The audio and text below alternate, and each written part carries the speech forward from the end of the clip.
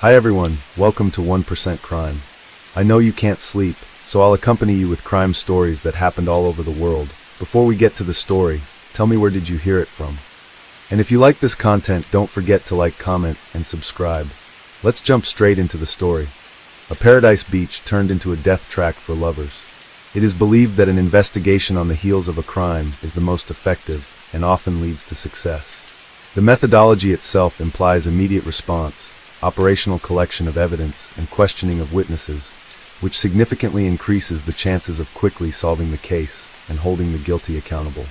However, if it is not possible to identify the perpetrator, the investigation can drag on for years and even decades until the criminal case is frozen and transferred to the archive after the statute of limitations expires.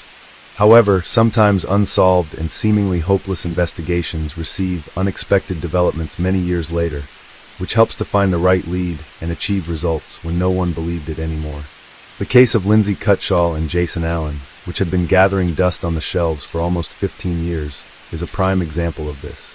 At the time, it was not possible to solve it despite the operational actions of the investigative team and the high reward offered for any information.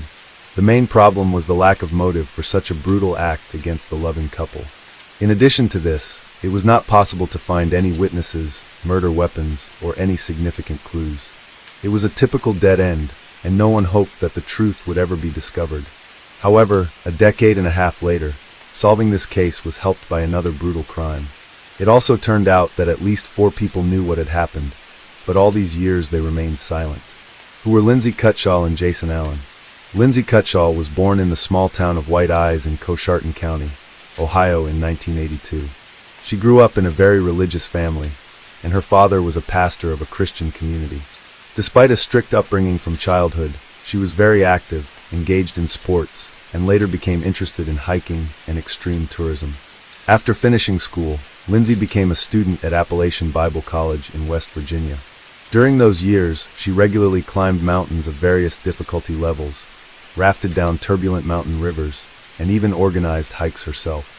The young woman dreamed of founding her own summer camp for children and teenagers, where she could teach them the basics of survival in the wild, rafting, tourism, and so on.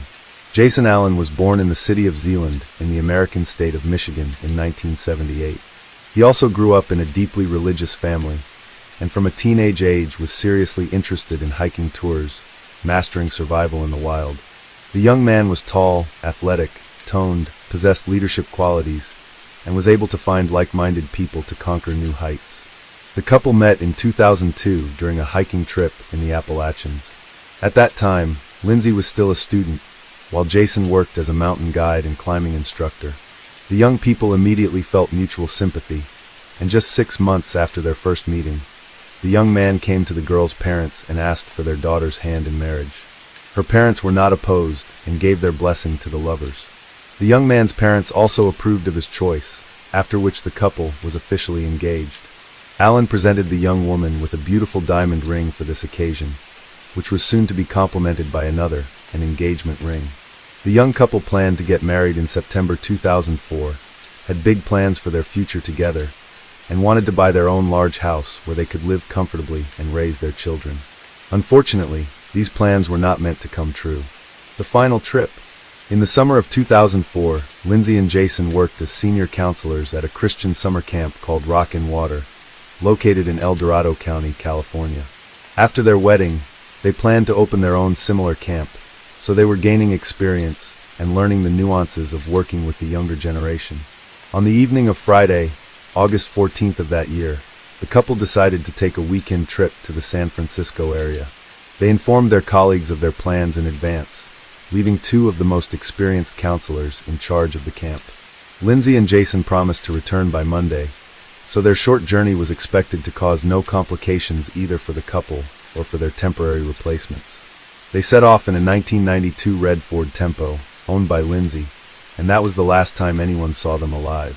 By Sunday evening, the counselors had not returned to the camp, but no alarm was raised then, as everyone was confident that the couple would arrive either late at night or early Monday morning. However, when it was discovered after the morning roll call at 8 a.m. that Jason and Lindsay were still missing and their phones were unreachable, their colleagues decided to contact the police, and also informed the missing couple's families about the situation. The parents, horrified upon hearing the news, rushed to the camp to learn more about the incident. Everyone knew that the couple was very responsible in their duties. They were never late, and if any unforeseen circumstances had occurred, they would have found a way to communicate that. The challenging search. Upon arrival at the camp, law enforcement officials interviewed the couple's colleagues, and the investigation immediately encountered a serious problem. No one could precisely say where the young couple had gone. It was only known that they planned to explore around San Francisco, and given their great love for adventure and extreme leisure, they could be in the most remote corners where there was neither communication nor civilization. While the police waited the legally mandated 2 days during which the missing were expected to report themselves, relatives and friends decided not to just sit back, but to organize a search themselves. They called everyone they knew, trying to find out when the couple last made contact with anyone, distributed flyers with photos of the bride and groom, and requested anyone who might have seen them to respond immediately. By Tuesday, law enforcement had joined the search operation. The main search unfolded around San Francisco, its suburbs and surroundings. However, the area was vast, and it was simply not possible to thoroughly comb through it. Then, one of the friends noted that the couple loved the wild, rocky beaches that were always beautiful and secluded, prompting the police to focus on these areas. Bodies in sleeping bags. For several days, the search yielded no results, and the hope of finding the couple alive was diminishing rapidly. Then, on Wednesday, August 19th, a patrol helicopter flying over one of the rocky, wild beaches reported that 2 bodies were found in sleeping bags on the desolate coast, and it seemed unlikely they were just resting there. The first thing police encountered upon arriving at the scene was a red Ford Tempo parked on a cliff near a lookout point in a small shelter for tourists, from which a steep trail led directly to the scenic, wild beach. The car was immediately checked in the database and found to belong to the missing student, Lindsay Cutshall. Descending the trail to the beach, law enforcement found 2 bright sleeping bags containing individuals. At first, it might have seemed they were merely sleeping, but no response came to calls or noise. Approaching closer, the officers saw that the sleeping bags contained a young man and woman, both showing no signs of life. A brief initial examination suggested that their lives had been taken by gunshot wounds to the head, and given the distinctive smell of decomposition, they had been there for more than a day. All the belongings of the deceased, including mobile phones and wallets containing bank cards and cash, were found beside them. Therefore, a robbery as the main motive was almost immediately ruled out. The keys to the parked car above were also visibly placed, ruling out car theft as a motive. Investigators immediately suspected that the deceased were the same young people who had gone missing last week near San Francisco. Their suspicion was confirmed by documents found nearby under the names Lindsay Cutshall and Jason Allen, but the bodies still needed to be identified by relatives. The arriving parents of the couple, who had hoped until the last that the remains belonged to someone else, were devastated by grief upon recognizing their children. Investigation and initial theories. Thus, theories involving robbery or an attempted carjacking were dismissed since all valuables, money, and keys were left untouched in plain sight. Moreover, forensic analysis revealed no signs of physical assault or intimate assault on the bodies, except for the gunshot wounds to the head. It appeared that Lindsay and Jason were simply sleeping peacefully at the time of the incident and did not have a chance to react. They made no attempt to defend themselves, flee, or even get out of their sleeping bags. Everything pointed to a swift act that resembled an execution or vendetta. But who could have taken the lives of 2 individuals in such a brutal manner, and why? The questions multiplied, but no answers were forthcoming. There were no signs that anyone else had stayed in the area. The beach was quite secluded, and accessing it via the steep trail was challenging. Despite efforts, no shell casings were found nearby, leading investigators to theorize that the shooter either took them or threw them into the ocean. The shots had been fired at close range into the heads of the sleeping tourists, indicated by specific traces, so the casings, if not deliberately moved, would have been nearby. Interestingly, the beach appeared quite clean, yet a few meters from where the sleeping bags with the bodies were found, an empty beer bottle lay. The deceased did not drink alcohol, as they led a healthy lifestyle, suggesting the bottle might belong to the mysterious shooter. This particular brand of beer was rarely found in the area, and likely came from a neighboring state. As no other clues were found, this bottle was considered a significant lead, although it was unclear whether it had any connection to the shooter or the crime. A theory was proposed that the deceased might have had a conflict with someone the day before the tragedy, and their opponent returned at night with a weapon to settle the score. Although Jason and Lindsay were very friendly with everyone, it was not excluded that they might have inadvertently displeased someone either in appearance or for some other reason. Additionally, the shooter could have been intoxicated or mentally unstable. From the bullets extracted from the victims' skulls, experts determined they were fired from a Marlin brand rifle, .45 caliber, model 1894, produced by Marlin Firearms Company. This was a rare weapon that might have been part of a collector's arsenal. Such models were typically used for hunting. This clue was significant for the ongoing investigation, but it remained the only one for the time being. Investigators speculated that the shooter was likely a male acting alone. He could have been a hunter, collector, or firearm enthusiast. The couple's route, search, and witness interviews. The investigation now aimed to establish the route the couple had taken, who they might have contacted, and when they were last seen alive. The first task presented few issues, as the couple had taken numerous photos, and their camera remained untouched among their personal belongings. Additionally, in the tourist cabin near the lookout point where they parked their car, there was a guest book where visitors could leave notes. The engaged couple had written a couple of entries expressing that it was one of the best weekends of their lives, filled with love, happiness, and the discovery of perhaps the most beautiful beach they had ever seen. It was discovered that on Saturday, the couple had stopped at a fishing pier about 20 miles from where their lives were ultimately taken. This was evidenced by the photographs they had taken there, prompting law enforcement to visit the area and speak with locals in search of potential witnesses. Many remembered the young couple traveling in a red car. They were looking for a place to stay overnight, but found no vacancies in any of the 3 nearby hotels. This was because August is peak tourist season in the area, and most travelers booked their accommodations well in advance. The couple then dined at a local restaurant, walked around the area, took several photos, and set off again in the evening. According to everyone who saw and interacted with them, they were friendly, engaged in no conflicts, and appeared happy and carefree. None of the witnesses could recall anything suspicious or unusual. Notably, the beach where the bodies were found was located in a protected area where camping was prohibited. However, since the young people could not find a place to stay overnight, they decided to settle on the beach, but chose not to set up a tent, instead using their sleeping bags. They believed that on a warm August night on a secluded beach, they faced no threats, and planned to head back at dawn to return to the Rock and Water camp on Sunday as promised.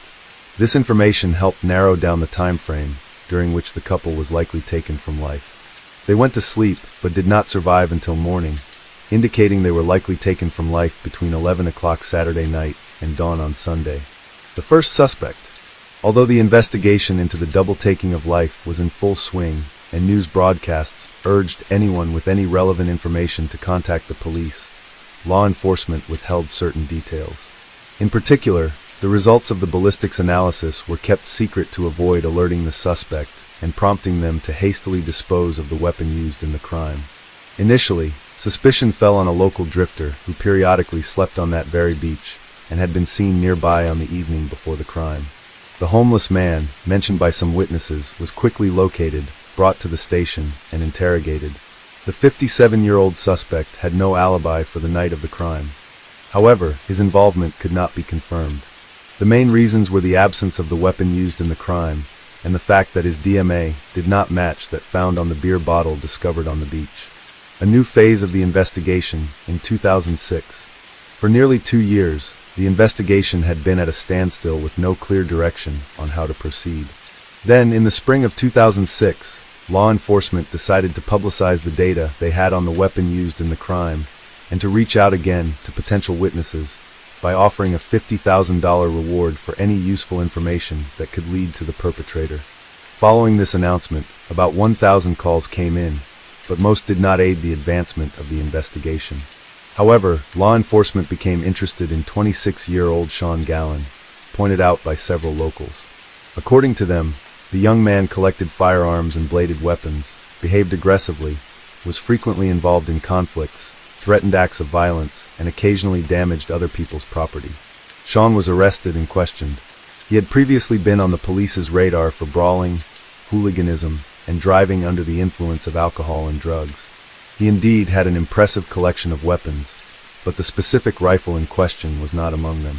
Verifying his alibi from 2 years prior proved impossible, and his DNA did not match the sample found on the beer bottle at the crime scene, so Gallon had to be released.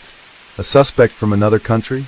Simultaneously, another suspicious and aggressive drifter came under scrutiny, often seen with a firearm, frightening the local residents. His name was Joseph Henry Burgess, and he was 61 years old at the time of the couple's demise. Burgess often ranted about receiving commands from God.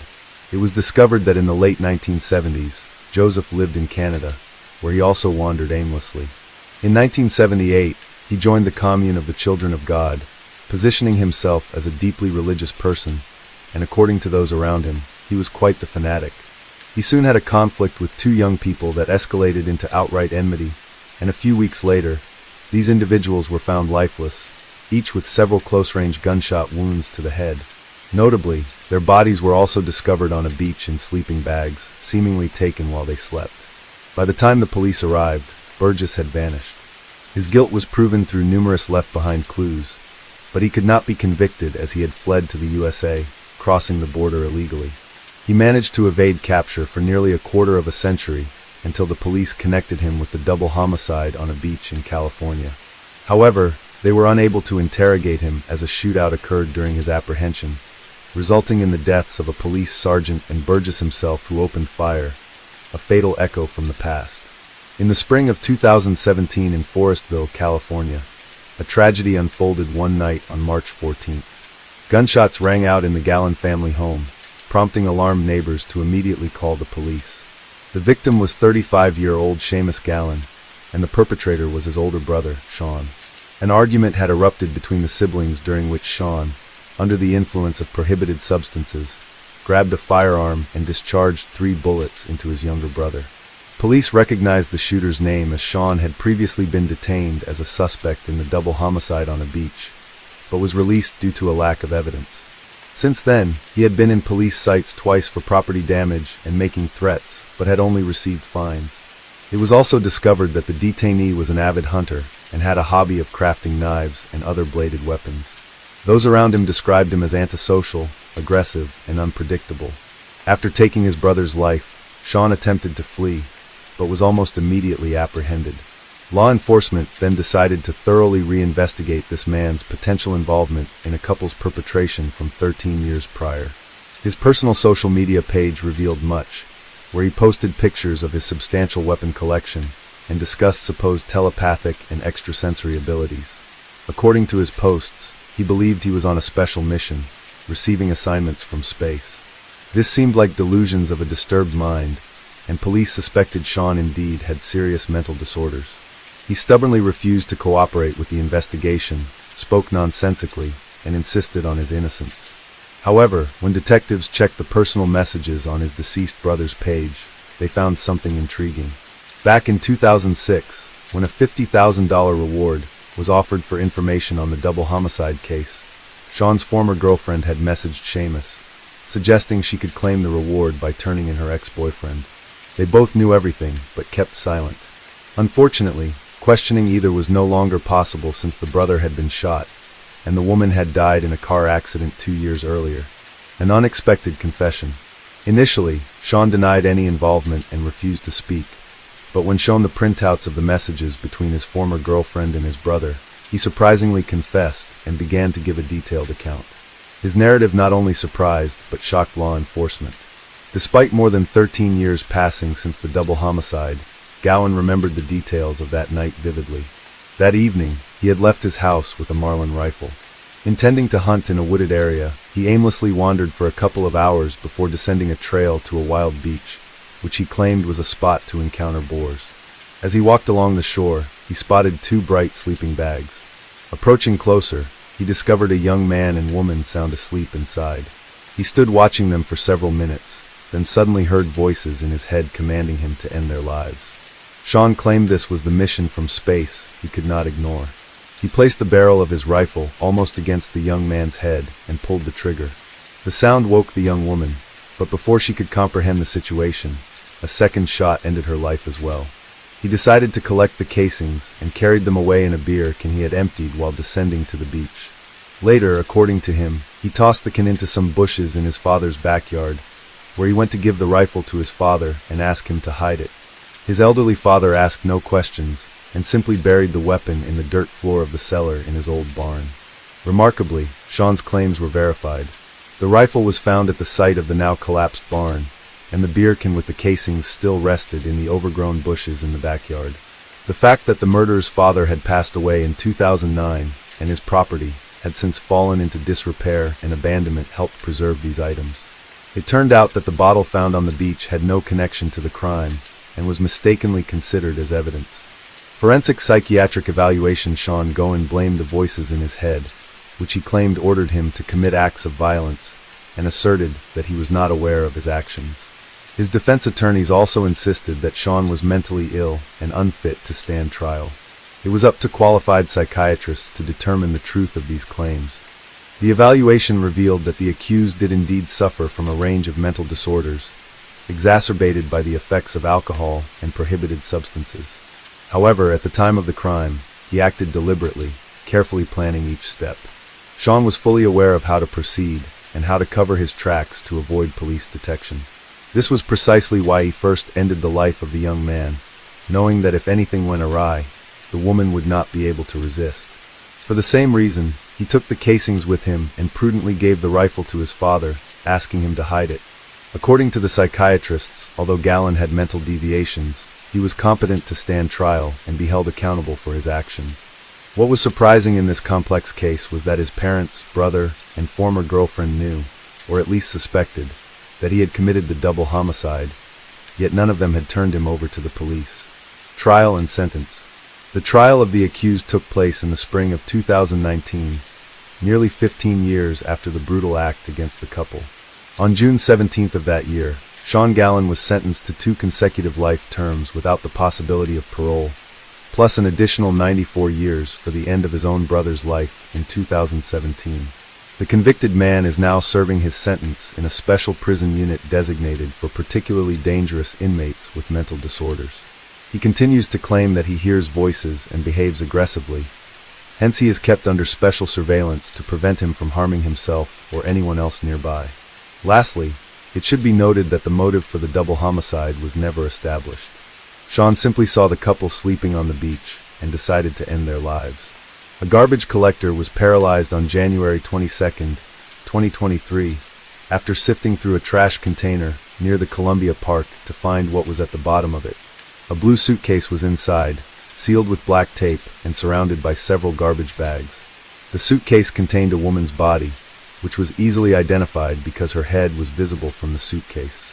The worker was frightened upon finding something, so he drove several blocks and reported it to the police.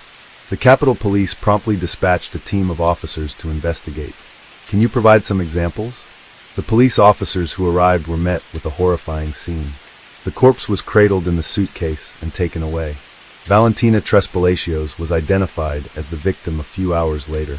At the outset, the body was found to be free from any indications of violence, firearms or knives, and it was not dismembered. Can you provide some examples? After opening the suitcase, detectives discovered that the woman was wearing pajamas with a belt, suggesting that she had been attacked while sleeping by the person who killed her. A black cardboard box on the side of the suitcase contained items that helped identify the body. Police found a student ID, password used by the victim when applying for a certificate, as well as some documents and personal belongings among them. The investigating team found it peculiar as the presence of documents in such cases was not typical. Can you provide some examples? The police contacted the woman's family after finding the suitcase with her body, and they confirmed that she was with friends on Saturday, January 21st. The woman was found to have been struck multiple times in the head during the forensic examination. Her body was found with multiple injuries, including bleeding from the right part of her tongue and 5 cuts around her neck that indicated strangulation. Valentina Trespalacios was born on December 16, 2001 in Bogota, Colombia. She was enrolled in the Faculty of Commerce and International Business.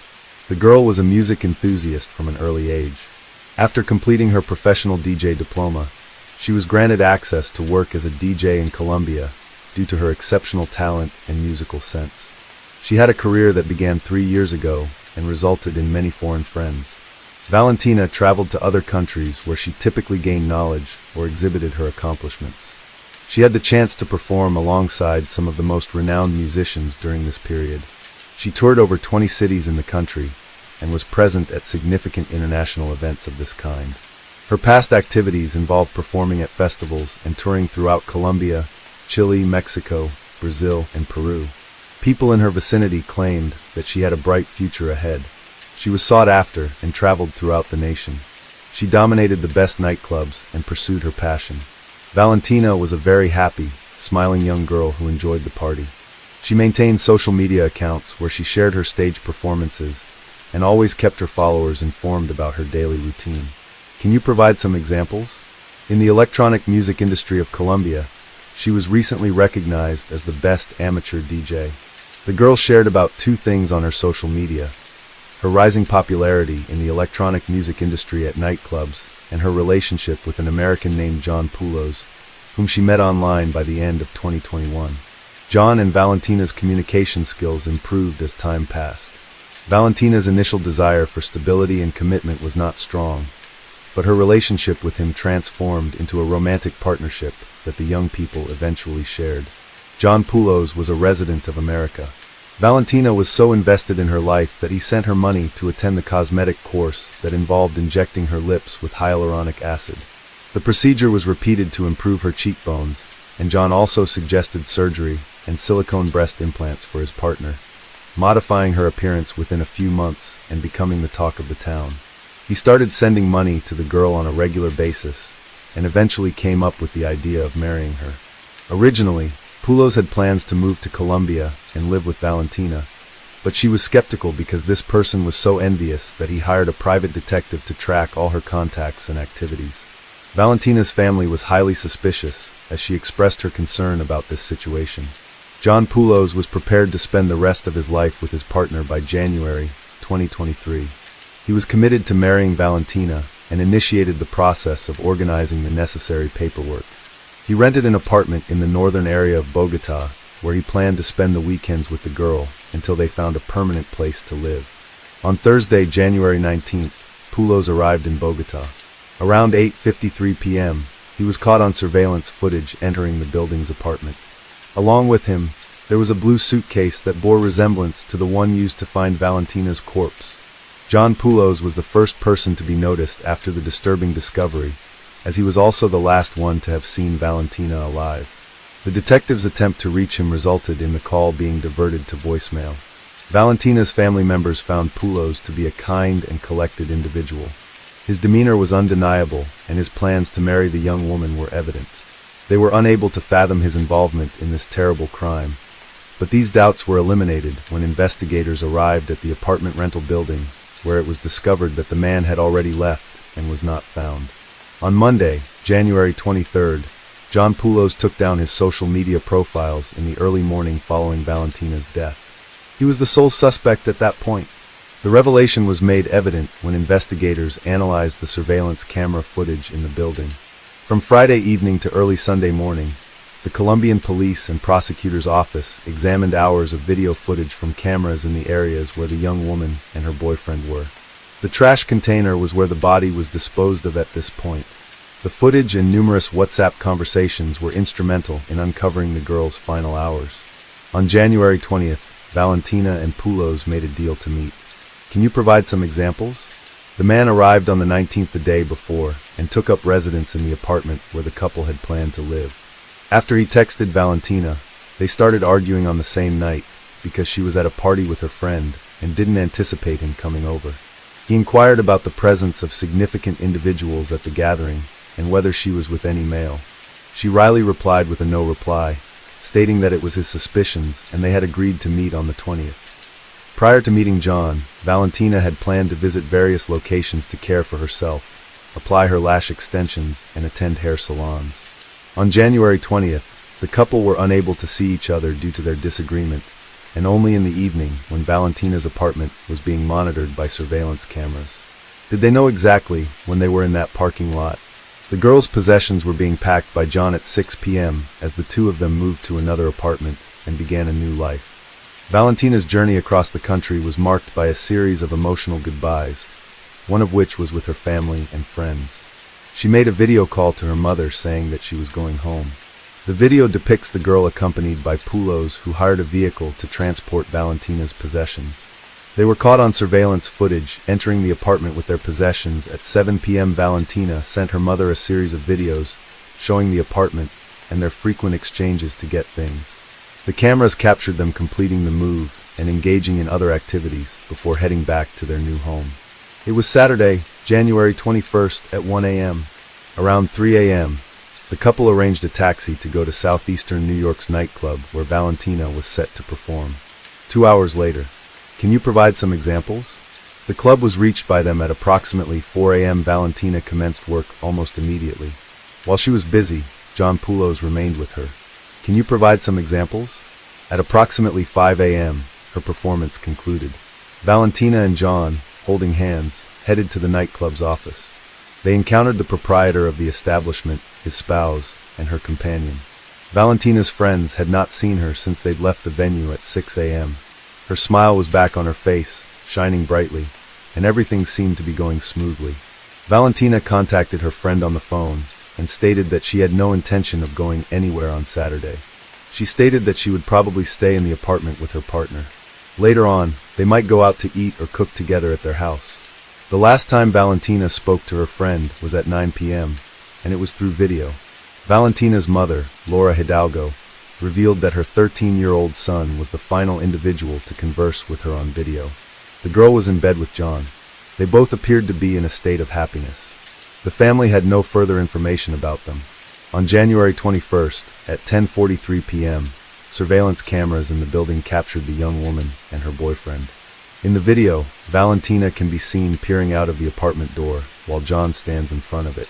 He seems contemplative and a little menacing, pacing back and forth, occasionally grimacing his face. He orders the elevator to go down and retrieve a delivery. Pulos was captured by the cameras again on Sunday, January 22nd, at 9 a.m. He exits the room with 2 bags of garbage. Valentina was nowhere to be found on this occasion. The man drives to the parking area, takes a silver car, and places the bags in the back seat. Following that, he goes back to the apartment and retrieves 2 suitcases from the trunk. Subsequently, he heads back to the apartment. A gray blanket covers the suitcase that Pulos removed from the apartment where the clerk reads 10 a.m. He put it into a cart for shipping. A second bag was situated beside it. Valentina's head was wrapped in the blanket. The man surveys the parking area after parking. He perceives that nobody is in the vicinity. Moving ahead, he looks over to make sure nobody is going down in the elevator. Subsequently, he rapidly makes his way back to the vehicle.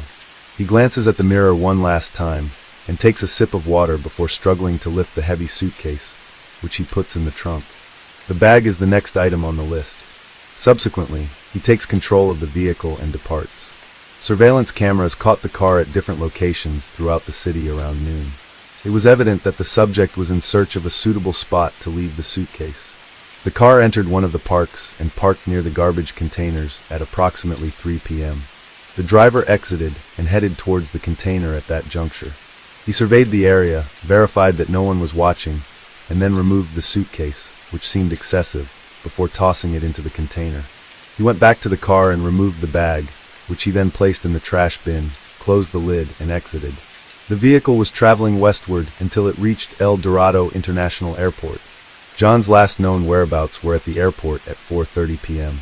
A $1 million reward was announced by the Ministry of Security on Monday, January 23rd, for any information that could lead to the arrest of the person or persons responsible for the murder of Valentina Tres Palacios. The Colombian authorities enlisted the help of Interpol to issue an arrest warrant as Pulos fled the country's border without indicating why. Additionally, he was the final person to witness the girl's existence. Can you provide some examples? On January 24th, the National Police of Panama stated that they had apprehended Pulos at El Dorado International Airport while he was traveling to Turkey. In an effort to obtain answers about Valentina's death, Colombian authorities quickly began the process of deporting him to the country. Over 14 criminal investigation specialists contributed to the investigation, collecting evidence to establish the facts. The analysis of over 300 hours of video footage from cameras was the outcome of methodological work carried out in partnership with the country's prosecutor office. The case yielded another crucial finding after the arrest of this individual. Valentina's mobile phone was discovered near the El Dorado International Airport by a security staff member. He stumbled upon a mobile phone on the grass while walking near a tenth-of-a-minute gas station and picked it up. The man brought the discovered gadget home after he realized that it did not have a SIM card. He took the phone to sell it, unaware that it belonged to Valentina. The security guard's wife called him hours later in despair when she realized that the photo of the girl and the wallpaper on the mobile phone were identical to those seen on social media, and also for the young woman found dead in the trash container. Unfortunately, the phone had already been marked for sale and repackaged because someone was willing to buy it. Therefore, information that could have been advantageous in this situation went unguarded. Can you provide some examples? Following that, the driver of the car that the couple had driven to the nightclub gave his testimony, which was followed by a big question. The driver was tasked with transporting the couple to a nightclub located in the southern part of the city. Before getting into the car, Poulos paused for a moment before Valentina exited. She got into the car and screamed that she had written something untoward. The driver looked at her in disbelief before checking his phone and finding out that Tres Palacios had sent him a message to customer care warning him in Spanish that he was in danger. The driver looked at the girl and inquired if she was all right, but her response was uncertain as Poulos entered the car and asked. She said, "Are you okay?" John and Valentina conversed in English as the car was being driven, and the man asked if they were bilingual, to which he replied with a positive answer. Poulos remained silent and instead corresponded with Valentina on WhatsApp. Upon leaving about 4 a.m., the driver went to the nightclub with the couple and then forgot about the incident until he was informed of the young woman's death several days later. Due to Valentina's open WhatsApp session, her friend who lived in Cartagena came to the prosecutor office in Bogota and surrendered their computer with the chats providing clues about what had occurred. One of the pieces of evidence found in Valentina's chat was that her friend had spotted a suitcase with her body, which was said to have been there. The friend said that on the same day Valentina was in Bogota, she got a text from Poulos and received several selfies with his luggage. The suitcase that John brought with him was akin to the one found by authorities in the container. The color was indistinguishable. There's no clear answer as to why the young girl left her WhatsApp session open on her friend's computer, but all of these texts helped authorities get what happened that night when Valentina was killed. It was determined by forensic investigators that she died from asphyxiation caused by tightly strangled with a rope. Prior to her passing, there were indications on her body that she had been a victim of violence. All indications from the forensic examination indicate that Valentina Tres Palacios passed away while sleeping. This conclusion was drawn up by criminalists because she was wearing pajamas. There was no doubt in the evidence above that John Poulos was present. The indictment stated that the suspect did not acknowledge responsibility for the girl's death, citing the current situation and the concealment of evidence. Rather, he said, there were violations when I was arrested in Panama because we did not have a lawyer to talk to. Poulos' Spanish language skills were not strong enough to warrant a translator, and the hearing lasted for more than 5 hours. The crime committed by Poulos is attributed to his involvement with Valentina, and he attempted to disappear without trace, erasing his social media accounts after the incident. On May 19, 1987, John Poulos was born in Wisconsin, United States. He had 3 children and was previously wedded in his native land. His criminal record included charges of violence against women, including obtaining a restraining order against his ex-wife. The use of pornographic websites was reported by a woman to whom John Poulos had sent money, who claimed that this person was actively browsing. According to her, he spent approximately 5-6 hours daily on the site, and she mentioned that despite being a man, his behavior was often bizarre in nature, such as fantasizing and recounting ghost stories. Another model who testified on a modeling page said she knew the American from Texas, America. She ceased writing to him after a peculiar comment he made, which included the words, jealousy and death. John's question was, if I were at a bar, would you be willing to talk to me? The girl refused in response. It's likely that one of us will die due to jealousy, replied Poulos. The witness stated that despite the subject having sent money to the magical lord, she never conversed with him on video because his communication was often unusual. It is important to acknowledge that John had certain conduct towards his victims. He contacted Valentina on social media and started sending her money with persistence and consistency in the case. This approach to women's treatment as property was a warning sign that the trusting women initially neglected, and Poulos believed he could purchase them with money from the outset.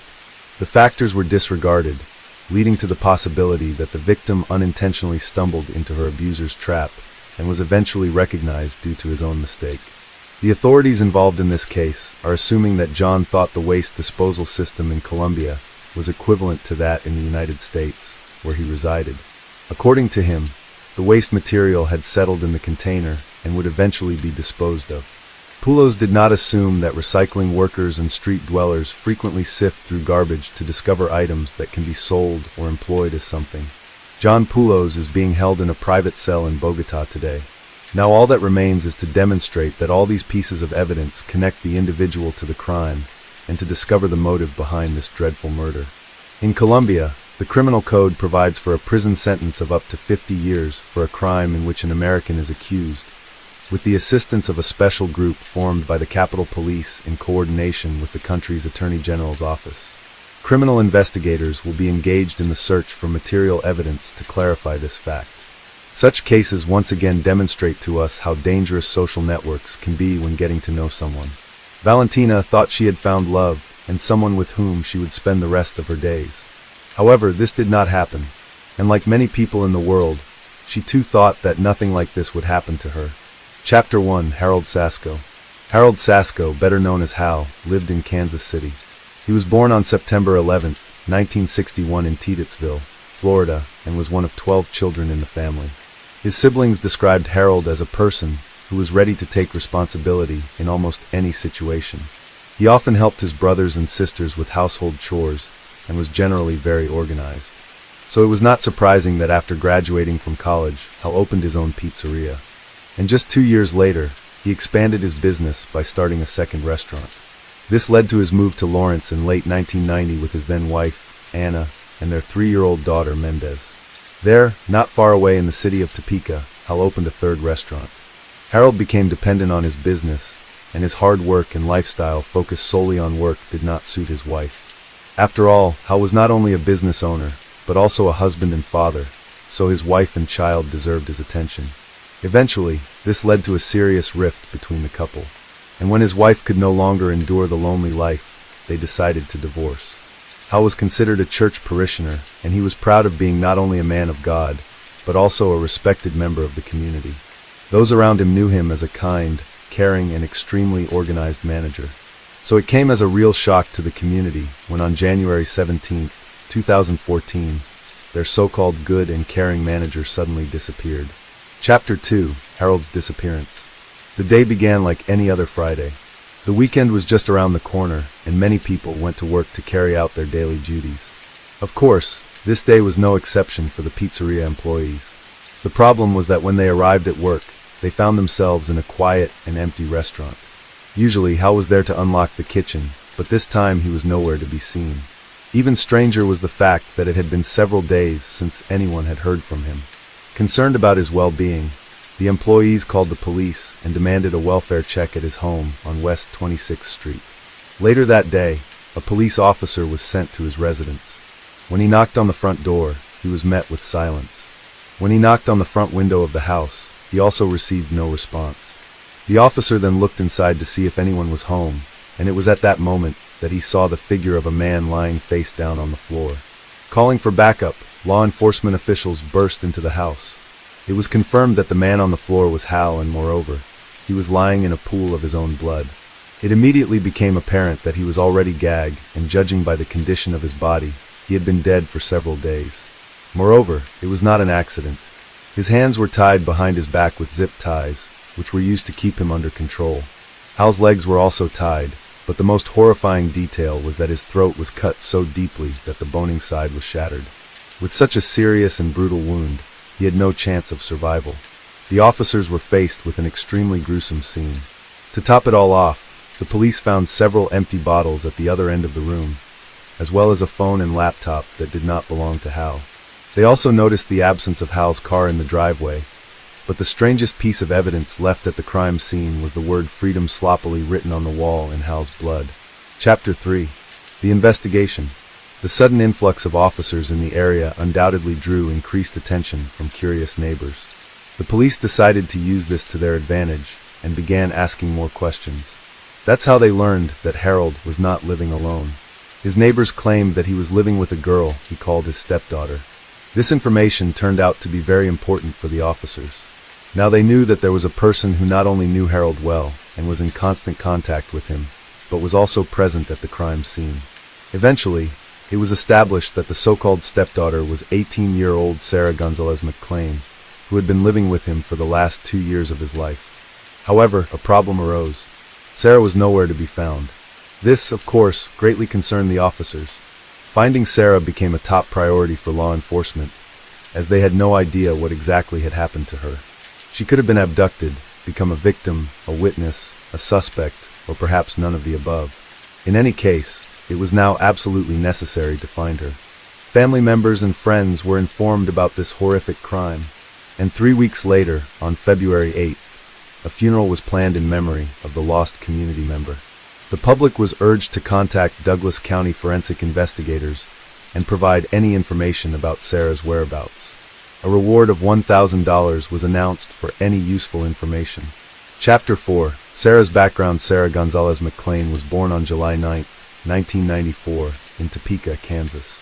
She grew up in a loving family of 5. She had a brother and a sister. Throughout her childhood, Sarah was known as a shy but kind child. Since she was homeschooled for many years, she had few friends outside her neighborhood. However, this does not mean that she had a bad upbringing. Her parents were wonderful people, and she was always close to her sister. Unfortunately, when Sarah was a teenager, her parents eventually decided to divorce, which significantly affected her at such a vulnerable age. After her parents' divorce, her childhood and adolescence unfortunately only worsened. Sarah was quite naive, having been sheltered from the outside world by her parents. And unfortunately, people who are ready to take advantage of such a situation are always around. After her parents' divorce, Sarah experienced inappropriate behavior from a neighbor, and unfortunately, he eventually abused her. This event greatly influenced Sarah's character and behavior. She began to act completely differently than before. Much to her mother's dismay, Sarah began sneaking out of the house at night and hanging out with the wrong crowd. Even worse, this led to her frequent use of illicit substances and alcohol to drown out her suffering. It seemed that after her parents' divorce, Sarah no longer wanted to stay in her family home. That's when the pizzeria hired her. At first, he seemed like an ordinary, kind manager, but there were rumors among the staff that he was not quite what he appeared to be. For example, Hal told all the restaurant managers that they could only hire young, attractive women. While working at the pizzeria, Sarah would wake up, go to work, spend time there, and eventually return home to her family. She often spent nights drinking before returning home. According to some reports, she was only sober at work, if you could call it that. Despite the fact that she often came in drunk and nearly got fired several times over those few months, she somehow managed to keep her job. That's because Hal seemed to feel sorry for her. He knew that she was vulnerable and needed extra support. She tragically experienced another traumatic event. One such evening, another man attacked her, and to top it all off, this scumbag even burned her with cigarettes. After that, Sarah's already fragile mental health completely crumbled. She stopped going to work, lost friends, and sank into a very dark state. And then, she attempted to take her own life. Fortunately, Sarah's family found her in time to call an ambulance. She fully recovered, but it was only after the girl spent 5 months in the hospital. The nicest thing was that after being discharged from the hospital, Sarah received support from loved ones and friends. But one of these messages of support stood out in particular. It was from her former boss, Hal. After her tragic ordeal, Hal offered to become her personal life coach, or even a kind of guardian. He could pick her up, take her somewhere to eat, and even let her express everything that was on her mind. Since there was no one else to turn to, Sarah eventually enlisted his support. It was during one of these walks that she told him her entire story, including her tragic encounters with other men, drinking, and everything else. Now Hal knew that she wanted to leave her family home, and upon learning about the traumas she had experienced, he suggested that she live with him in his own house. It all seemed a bit dubious. The problem was that Sarah was vulnerable, lost, and hurt. Hal's offer gave her a way out of it all. After moving in with Hal, everything seemed to stabilize for a short time. She found a new job far away from the pizzeria. Hal took great care of her, her dog moved in with her, and she even considered college. But Sarah's mother was unhappy with the whole situation. She found Hal quite strange, and the whole story seemed very suspicious to her. Every time she tried to talk to Sarah about it, it always ended in a big fight, which of course further alienated her daughter. Michelle didn't believe that Hal's intentions were always as innocent as he made them out to be. Even worse, she believed that her daughter was most likely too naive and prone to illusions to realize it. After the divorce, Sarah's father broke off all contact, and now she was trying to fill the void that had formed.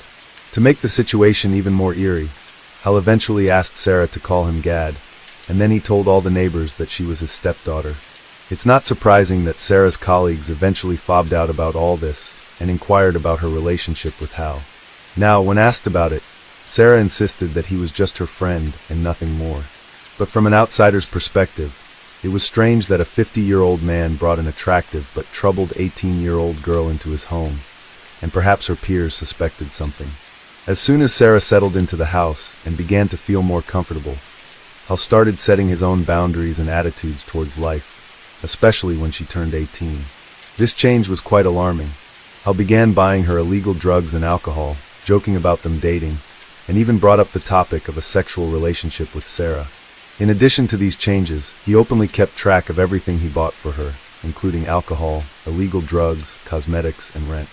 He wanted her to feel indebted to him, and he also told her that she would only be able to leave once she paid him back. In fact, she felt so trapped that after she turned 18, she gave in to his advances, and her relationship with the man she once called Dad now became sexual.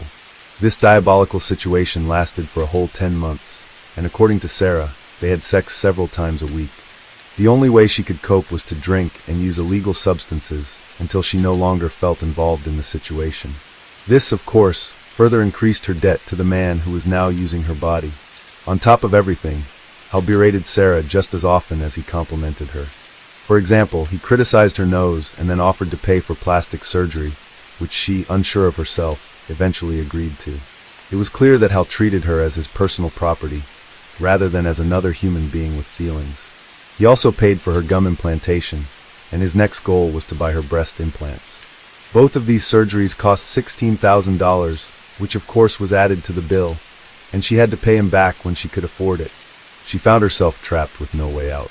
In addition to this, Hal also threatened Sarah, telling her that he had connections if she ever tried to escape. From that moment on, her mental health deteriorated even further. In response, she was given antidepressants to cope with the situation, for which she would eventually have to pay again. Trapped by the mental trauma of abuse and depression, Sarah's mind became clouded. She repeatedly found herself on the brink, and now, after supposedly finding someone she could rely on, he too turned out to be an abuser. Sarah had absolutely had enough, and she began to act in a way that eventually turned the victim into a killer. After visiting a pet store, she bought a rabbit and signed a waiver before taking it home. That same evening, one of Hal's pizzeria managers was visiting the house for dinner and drinks. The manager was shocked when he opened the refrigerator and saw a rabbit carcass instead of beer. Sarah not only admitted that she was responsible for killing the pet rabbit, but also stated that it was not the first animal she had killed. Completely bewildered by the situation, the manager politely stayed for dinner, but then went home. This was a huge red flag and an indication of what Sarah was potentially capable of. Unfortunately, this sign was ignored. The main question remained whether Sarah was truly capable of killing a person. Although Sarah was initially considered missing, it was soon established that she was actually the prime suspect. Unfortunately, the detectives were not mistaken in their assumptions. They suspected that she had packed all her belongings, taken the dog, stolen Harold's car, and fled to Texas. However, along the way, she changed her plans and headed to Florida. It was warmer there, and the idea of admiring the ocean view seemed pleasant. Given this newly received information, she was officially declared a wanted person. Sarah was not only wanted on suspicion of murdering Hal, but also as mentally unwell and possibly dangerous to others. Her name was on the lips of many officers across the country, and this continued for 11 days. On January 25, 2014, after being on the run for just over a week and a half, Sarah McLean was finally found and arrested in Everglades National Park. Not surprisingly, the police officer found her in Hal's stolen car, sleeping next to a loaded gun. They also found $2,400 in cash, 2 more guns, an axe, and a couple of knives, one of which was stained with Harold's blood. Chapter 8. Sarah's trial. A few hours after her arrest, a 3-hour interrogation began, during which Sarah confessed to killing the man. According to her version of events, the story unfolded as follows. On January 14, 2014, Harold returned home after a long day at work. The sound system had recently broken down, and he decided to devote the evening to repairing it. He asked Sarah to bring him a beer, and then another, and another. After a few hours, fatigue took its toll, and Hal suddenly passed out on the floor. He didn't even suspect that Sarah had actually put a large amount of sleeping pills in one of his last bottles. By that point, she had already decided Hal had to die. She tied him up with zip ties, took a hunting knife, and then a few minutes later slit his throat. Shortly after that, Harold died in his sleep. Sarah then took a shower, listening to her favorite music, and washed all the blood off herself. After that, she called work to say that she would be out for a few days because, unfortunately, a relative had passed away. She then packed her things, including a photo of her sister, took the dog, and disappeared into the night in Hal's stolen car. To avoid being found, she left her cell phone and laptop at home. During the interrogation, Sarah openly shared her motives. She was locked in the house and in debt to a man who clearly wanted to possess her. She became his target, was abused, and then turned into his property. Anger clouded her thirst for revenge, and regardless of the consequences, revenge was exactly what she wanted. Sarah also expressed a strong desire to resort to violence. She admitted to killing rabbits out of curiosity. She also claimed that for 2 years, she had thoughts of violence and noticed that they were progressing. Obviously, Sarah's confession put her in a very difficult position. She not only confessed to killing Hal, but also to enduring violence. Given these horrific facts, it became absolutely clear that she would face trial. However, it was also clear that Sarah was undoubtedly mentally unwell, so first and foremost, she would have to undergo a psychological examination. In addition to her recently developed penchant for violence, she also claimed to have memory lapses and felt that she was an observer in her own mind. Not surprisingly, Sarah was eventually diagnosed with dissociative identity disorder. In Sarah's mind, she was not just Sarah. She was also Vanessa, Alice, Neela, and the Nameless One. Alice was the weepy and vulnerable side of Sarah, while Vanessa was the strong militant fighter inside her. Neela was feminine, polite, and liked to please people. But of course, the saddest version of them was the Nameless One, who took on all the consequences of the trauma and depression. Chapter 9. Sarah's sentence. When it came to Sarah's trial, her dissociative identity disorder was the main line of defense. She claimed that a girl named Alice wanted to take her own life, but the other personalities convinced her not to. After careful discussion among themselves, they decided that the only way out was to kill Harold. In a clearer and healthier world, Sarah's defense team argued that she was in a state of clinical dissociation when she committed her crime. The abuse Sarah endured living with Harold is alarming. However, it was ultimately deemed irrelevant, as everything was consensual. From an investigative point of view, this was not compelling evidence. The defense itself also could not be persuasive, as the murder was clearly intentional. Unfortunately for Sarah, although her mental disorder was recognized as genuine, her defense failed to convince the judges, and she was ultimately found guilty of murdering Harold Sasko. She was sentenced to life in prison with the possibility of parole after 50 years. This greatly shocked both Sarah and her family. It became apparent that the abuse she had endured throughout her life and her mental state at the time of the murder were not taken into account when sentencing her, which means that her punishment was much harsher than she deserved. Sarah filed an appeal on the grounds that the abuse she suffered should have been considered during the trial. Unfortunately, by that time, more evidence of Harold's horrible behavior had been uncovered. After analyzing his computers, detectives found that they were literally riddled with illegal pornography. In addition, another woman, whose name remains unknown, claimed that Hal had hit on both of her daughters. Given all this new evidence, Sarah's appeal resulted in a 50% reduction in her sentence to 25 years. To this day, she still remains behind bars, and that's because although the judge concluded that Hal did indeed abuse his control over Sarah, it doesn't negate the fact that she still committed premeditated murder. Chapter 10. Conclusion. Sarah was initially a victim. Harold was a cruel manipulator of young women, and did a very good job of deceiving many people in his community. However, some still remember him as an extremely generous person. Harold also had good sides. For example, he was known to have helped many employees get out of financial crisis, and whenever someone needed advice, he was always ready to help.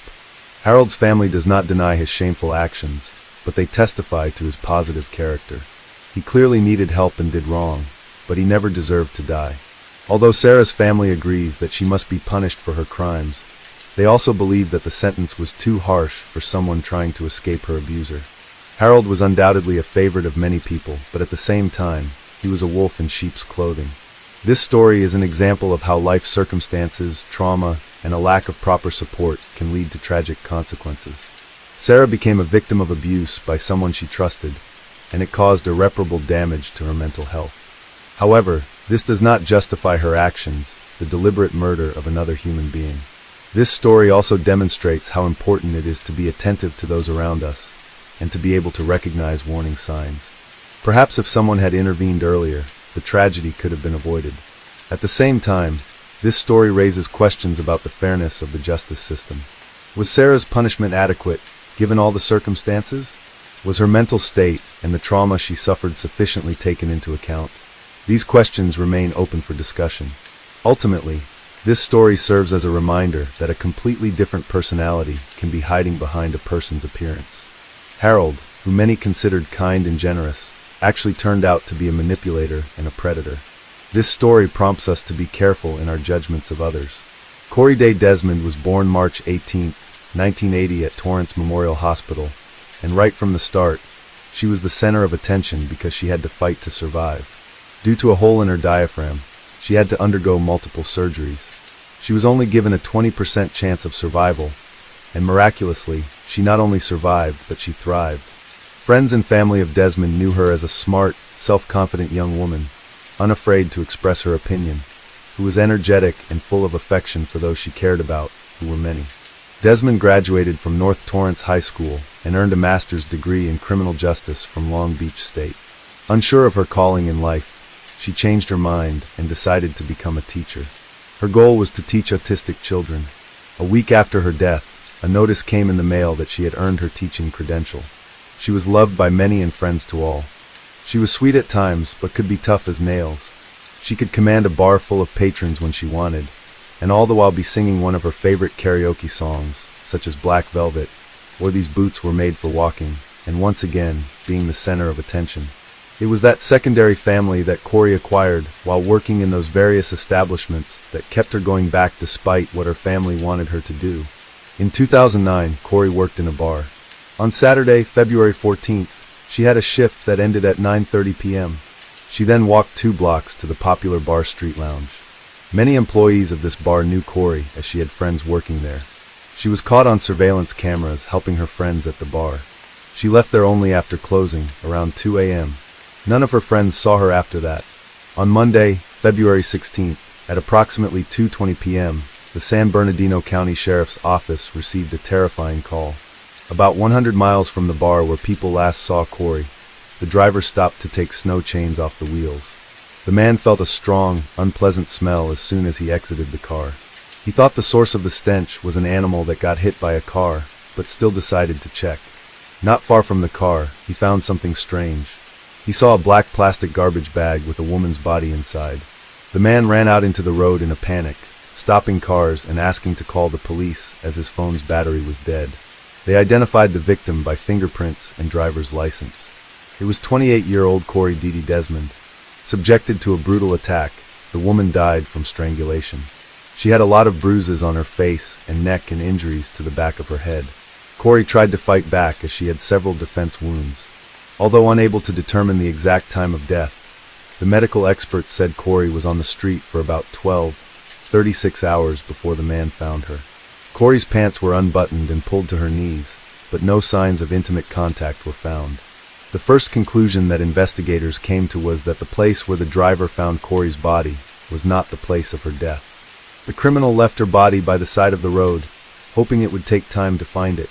Before the man found her body, the rain destroyed all possible evidence.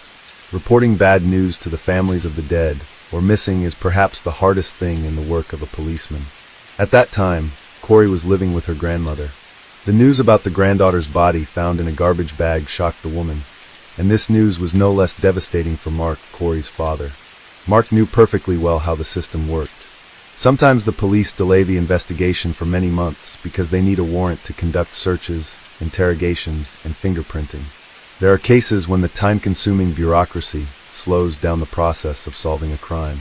Therefore, Mark decided not to sit and wait for the police to find the person who deprived him of his daughter. He decided to act. He said love for his daughter gave him the strength to look for the criminal. Mark found Corey's Jeep Wrangler in an alley next to the bar where she worked. He also discovered that Corey disappeared on the night of February 15th, but unfortunately, no one knew about it. Grandma did not panic because Corey was already an adult and could stay overnight with a friend or friends. In addition, she often worked late into the night and came home when her grandmother was already asleep. Investigators went to the bar where Desmond worked to find possible witnesses or leads. They talked to other employees and learned that Corey finished her shift at 9:30 p.m. and then went to another bar. She often did that. Her friends worked at that bar, and Corey often visited them at the end of her shift. She helped at the bar or chatted with friends while sitting at the counter. Besides, it brought her extra tips. Bar visitors knew her face well, and many perceived Corey as another employee. Surveillance cameras confirmed the words of the visitors. They captured the girl helping her friends at the bar. Unfortunately, a bartender's job is not only to pour drinks and entertain the interlocutors. Sometimes, after drinking alcohol, some people stop controlling their emotions and their behavior becomes inappropriate.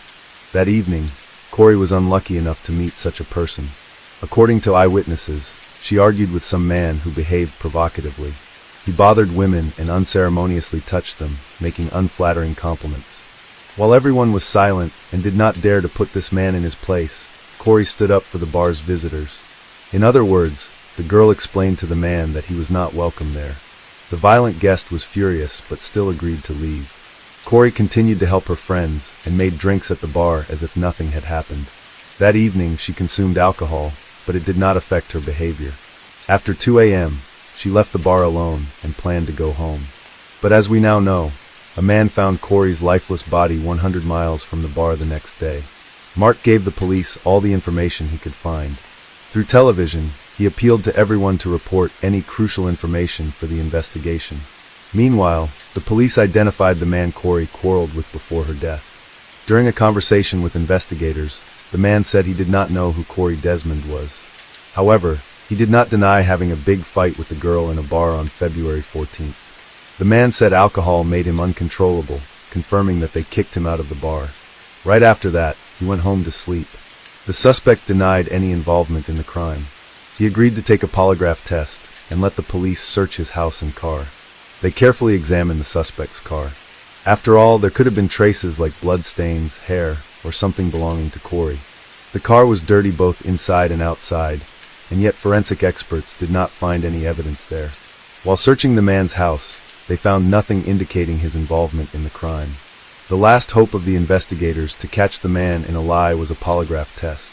But the man passed it without much difficulty, answering all the questions of the police. In addition, his wife confirmed that he came home before 2 a.m. and immediately went to bed. Corey left the bar around 2 a.m., which means this man was not involved in her death. Thus, the police excluded him from the list of suspects. But the problem was that they had no other persons of interest in this investigation. They studied Corey's personal life, trying to find out if she had enemies who could wish her harm. Investigators found out another strange detail. The owner of the bar where Corey worked said that night, she came and asked for permission to use the toilet. But since the bar was closed, he refused the girl's request and advised her to go home. It was about 2:20 in the morning. What happened next remained a mystery because Corey never got in the car and did not go home.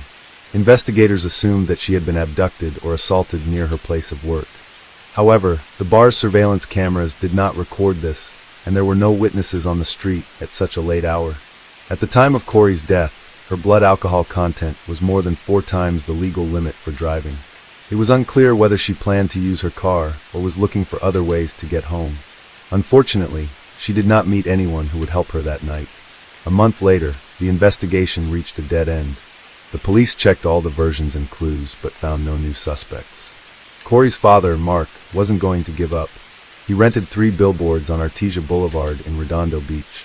The billboards contained a photo of his daughter with the question, "Who killed Corey Day Desmond?" The man offered a $15,000 reward for any information helpful to the police. "I'm going to keep them up there to let people know the guy is still out there," Mark Desmond said.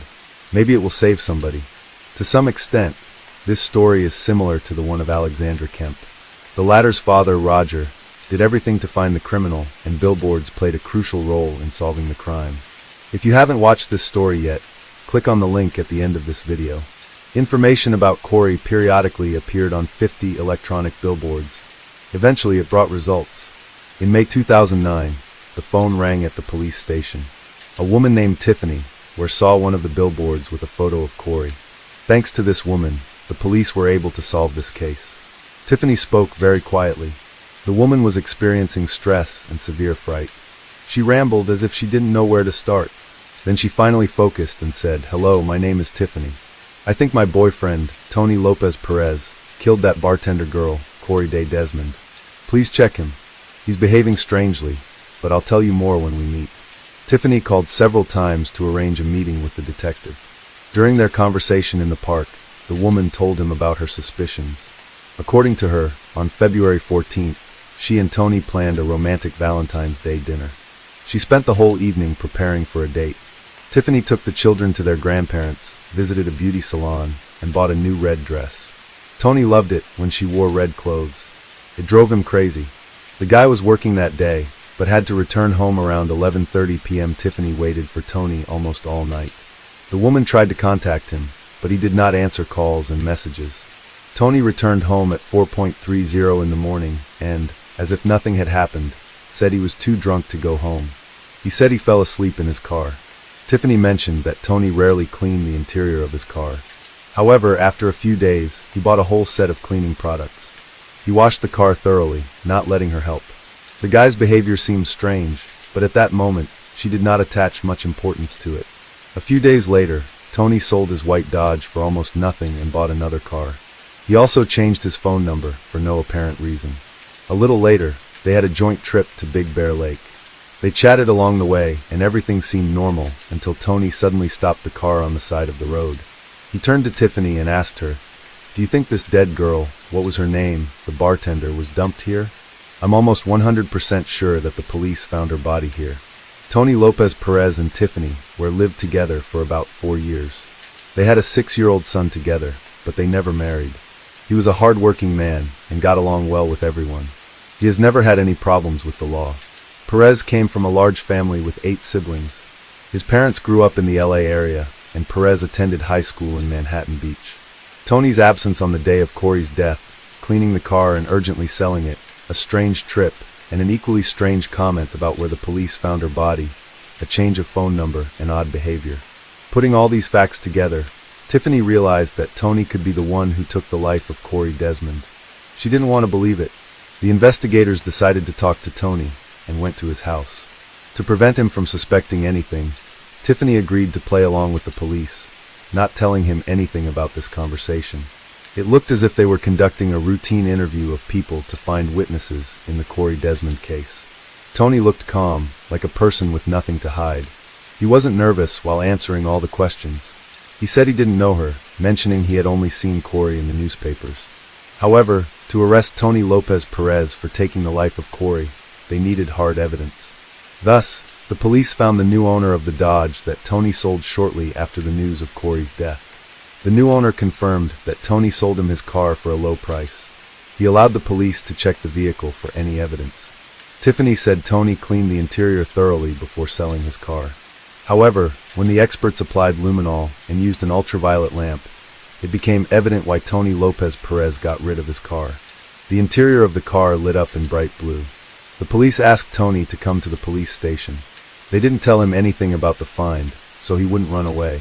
At first, he claimed he had never seen Corey, but later changed his testimony, saying he saw her near the bar and whistled at her. As soon as the police noticed that the man was changing his testimony, they showed him photos of the car he had sold and said that they had found crucial evidence there. This time, Tony claimed to have seen Corey outside the bar. Standing under a street lamp, she suddenly lost consciousness and fell on the sidewalk. He tried to help her, but she did not regain consciousness. Then he started slapping Corey on the cheeks. Corey opened her eyes and started screaming. She told him to get out and asked him to let her go. According to Tony, he got scared, put his hands over her mouth, and accidentally strangled her. Fearing he would get blamed for Corey's death, he put her body in the back seat of his car and drove home. Perez said he woke up during the night and went outside to see if it was a nightmare. I opened the door, and it was not a nightmare, Perez told detectives. It was true. Perez said he went back inside and tried to get some sleep. In the morning, he went to work with Desmond's body still in the back seat.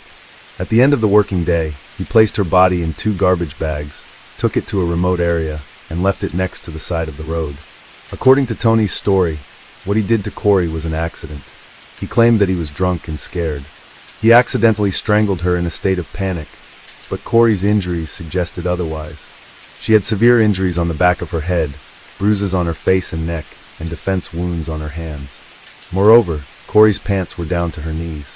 Tony Perez was arrested and charged with first-degree deprivation of life. The next day, he showed the police where he dumped Corey's body. In addition to Tony's confession, they now had the results of DNA tests. Corey's blood matched the blood found in the car that Tony sold immediately after committing the crime. At the 2011 trial, Coroner Jack Sheridan testified to the multiple contusions to the victim's head, the evidence of strangulation, and the blunt force trauma to her face. Sheridan also said she had scratches on her body that suggested the criminal dragged her after her death. Based on Corey's injuries, prosecutors said Perez assaulted her and tried to force her into intimacy in the early morning of February 15, 2009. Corey resisted. Unable to get what he wanted, Perez strangled her. Tiffany Ware testified during the trial. She told the San Bernardino County jury that her former boyfriend, Tony Lopez Perez, had an insatiable appetite for sex in January and February 2009. Even though they were making love almost every day, Ware said Perez was still not satisfied. Tiffany also told the court that Tony had twice engaged in intimacy with her against her will. It happened after the birth of their son, and with an interval of about a month. Both incidents occurred when she was fast asleep on the couch after taking painkillers due to severe back pain. Perez, who chose not to testify at the trial, made his first statements to the court during his sentencing. He said he was taught to love and respect those around him, but that he veered off course at times.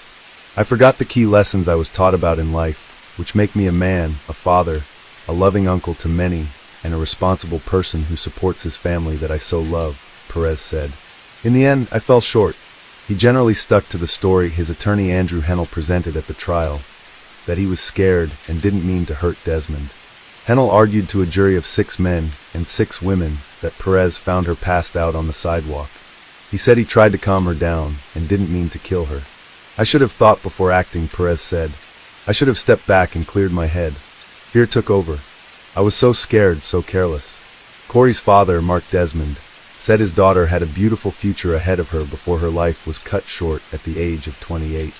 Tony Perez should live the rest of his miserable life knowing he killed his own children's hopes and dreams at the same time he was killing Corey, her father said. He embodies all the characteristics that women in society fear. Just before sentencing, Perez asked God and the court to show him mercy. My very deepest apologies to the Desmond family and to my own family. I have brought such hurt and sorrow to the Desmonds that will forever shape their life. I hope he never gets out in the street again, said Desmond's grandmother, Beverly. I hope he suffers as much as she suffered. In July 2011, a jury of 6 men and 6 women found 36-year-old Tony Lopez Perez guilty of first-degree deprivation of life. He was sentenced to life imprisonment with the right to parole after 25 years. Corey Desmond's family expressed gratitude to Tiffany Ware, thanks to whom the police solved this case. If it hadn't been for her, I don't think they would have ever found out it was him, said Leslie Schwab, a family friend who attended every day of the trial along with about a dozen others in San Bernardino County. On the afternoon of June 8, 2018, while navigating the waters near the Long Island Strait, a group of fishermen aboard a commercial vessel stumbled upon an unsettling sight. Bobbing in the waves was the lifeless form of a man. Drawing closer, they discerned unmistakable signs of distress on the body. Waste no time, they promptly alerted the Coast Guard to their grim discovery. Responding swiftly, law enforcement officials arrived at the scene to retrieve the body, revealing a young man with perplexing bruises and abrasions. Identified later as Spencer McFord, his disappearance alongside his girlfriend, Sophia McKenna, just days prior, had sent ripples of concern through the community. Ascertaining the circumstances surrounding Spencer's tragic end became paramount, prompting authorities to subject his remains to a thorough examination. The subsequent autopsy yielded the distressing conclusion of drowning as the cause of death. Yet, despite meticulous scrutiny, forensic experts uncovered no evidence of foul play. All injuries were deemed consistent with immersion in water. However, the revelation of Spencer's fate merely deepened the mystery surrounding the series of disappearances that befell the region that fateful weekend. 2 other men met similar tragic ends, their bodies discovered submerged in the waters. Initially dismissed as unfortunate accidents, these incidents raised troubling questions. Amidst the uncertainty, one haunting detail lingered: the absence of Sophia McKenna. Vanished without a trace, her fate intertwined with Spencer's in a narrative fraught with unanswered queries. This enigmatic saga unfurled on the ominous night of May 27, 2018, in the quaint town of Groan, nestled within Connecticut's northeastern expanse. Revered for its storied history and tales of spectral apparitions, the lighthouse bore witness to a tragedy that transcended mortal understanding. Legend spoke of Ernie, the lighthouse's inaugural keeper, whose love lost drove him to a fatal plunge from its heights. It was to this hallowed ground that Spencer and Sophia ventured, their fates entwined with the mysteries that shrouded the ancient structure. Ever since the rumors began circulating about strange happenings at the lighthouse, both locals and tourists alike have recounted peculiar occurrences. Reports range from doors and windows mysteriously opening, to bedsheets slipping off beds without any logical explanation.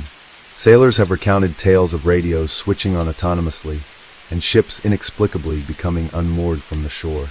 These stories have propelled the lighthouse into the spotlight, featuring prominently in numerous television programs dedicated to the paranormal. Despite the speculative nature of these claims, the allure of the lighthouse's enigmatic atmosphere continues to draw people in. Spencer and Sophia were no exception. They had harbored a long-standing desire to explore the mysteries of this iconic landmark. Setting out on the eve of Memorial Day, they embarked on an adventure that would soon take a troubling turn. On Saturday the 27th, Sophia's friend Austin attempted to reach her, only to be met with silence. Initially unconcerned, he assumed she was simply sleeping in. However, as hours passed without any response, worry crept in. Contacting Sophia's mother, Michelle, Austin discovered a string of missed calls from an unfamiliar number on Michelle's phone. Upon attempting to return the calls, they reached Spencer's voicemail instead, sparking further concern. With anxiety mounting, Michelle and Austin sprang into action, scouring the area for any sign of their missing loved ones. Austin called local hospitals, while Michelle wasted no time in filing a missing persons report with the authorities. Meanwhile, Spencer's family shared in their apprehension, noting his absence from a family gathering and his failure to respond to their attempts at communication. Their search led them to Spencer's apartment, but it yielded no clues. Spencer's mother recalled their conversation at 10 p.m., hinting at his intentions to meet Sophia, despite previous plans. As the pieces of the puzzle slowly fell into place, the mystery surrounding their disappearance deepened, leaving both families grasping for answers in the darkness. When Spencer bid her goodnight, realizing something had happened, prompting his family to alert the authorities around 6:30 p.m. regarding his and his girlfriend's sudden disappearance. Swiftly, the police initiated their search for the missing duo. Austin reached out to the sheriff, disclosing crucial information about Sophia and Spencer's whereabouts the prior night, admitting his consent for Sophia's visit there. He elaborated on discovering a Snapchat video posted by Sophia, capturing moments aboard a boat en route to the lighthouse. The footage depicted a jovial scene, with Spencer rowing towards the destination. Subsequently, Sophia uploaded the video playfully posing by the lighthouse's concrete barrier, embellished with a "Do Not Cross" sign. The events following this snapshot remained shrouded in mystery. Mere minutes after the upload, at 2:05 a.m., Spencer's phone initiated a series of calls to Michelle, Sophia's mother, persisting at intervals of 2.06, 2.08, and culminating at 2.09. Michelle, deep in slumber, missed all calls, with no voicemails or texts left, and no record of contact with emergency services. The visual evidence confirmed the couple's presence at the lighthouse, prompting the dispatch of 20 Coast Guard units. A coordinated effort ensued, with the Coast Guard, firefighters, and police scouring the area by air, sea, and land. The first significant discovery was Sophia's abandoned car on the university campus, accompanied by her cell phone. Simultaneously, the Coast Guard recovered Spencer's t-shirt, as seen in the video, hinting at its use for securing the boat. The search persisted relentlessly through the night and into the following day. As the storm rolled in, state authorities made the difficult decision to halt the search for the missing young couple, Spencer and Sophia, until new leads or signs surfaced. This announcement sent shockwaves through their families and friends, who refused to give up hope. They took matters into their own hands, plastering the city with posters and spreading the word about Spencer and Sophia's disappearance. Their plea to the public for any information fell largely on deaf ears, despite the bustling streets at the time of their vanishing yielding no witnesses. In the midst of the family's relentless search efforts, questions swirled unanswered. Why did Sophia repeatedly call her mother, and why the hesitation to leave a voicemail or contact the authorities? Speculation ran rampant. Could their disappearance be tied to their recent brush with the law, having stolen a boat and ventured to the forbidden lighthouse? Sophia's prior legal entanglements and Spencer's DUI arrest might have fueled her reluctance to involve the police again. Perhaps she sought solace in reaching out to her mother instead, but the complexities of Sophia's state of mind at the time remain a mystery, clouded by panic and uncertainty. Meanwhile, detectives worked tirelessly to piece together the events of May 26, 2018. The day began like any other, bathed in sunshine and the promise of a festive weekend ahead. Memorial Day celebrations loomed, yet for Sophia and Spencer, the day took a sinister turn. Spencer's work shift ended at 7 p.m., after which their plans dissolved into a haze of uncertainty. Where did they go? Who did they meet? The details are scarce, save for Sophia's car found parked at the University of Connecticut campus around 2 a.m. For reasons unknown, Sophia left her cell phone in the car, whether due to forgetfulness or a drained battery. The couple embarked on their ill-fated journey aboard a small sailboat, its weight a mere 14 pounds, equipped only with oars. With Spencer's confidence in his aquatic abilities bolstering their resolve, they pushed off from shore, navigating perilously close to rocky outcrops en route to the infamous lighthouse. Their reckless disregard for safety, compounded by the absence of proper equipment, underscored the perilous nature of their venture.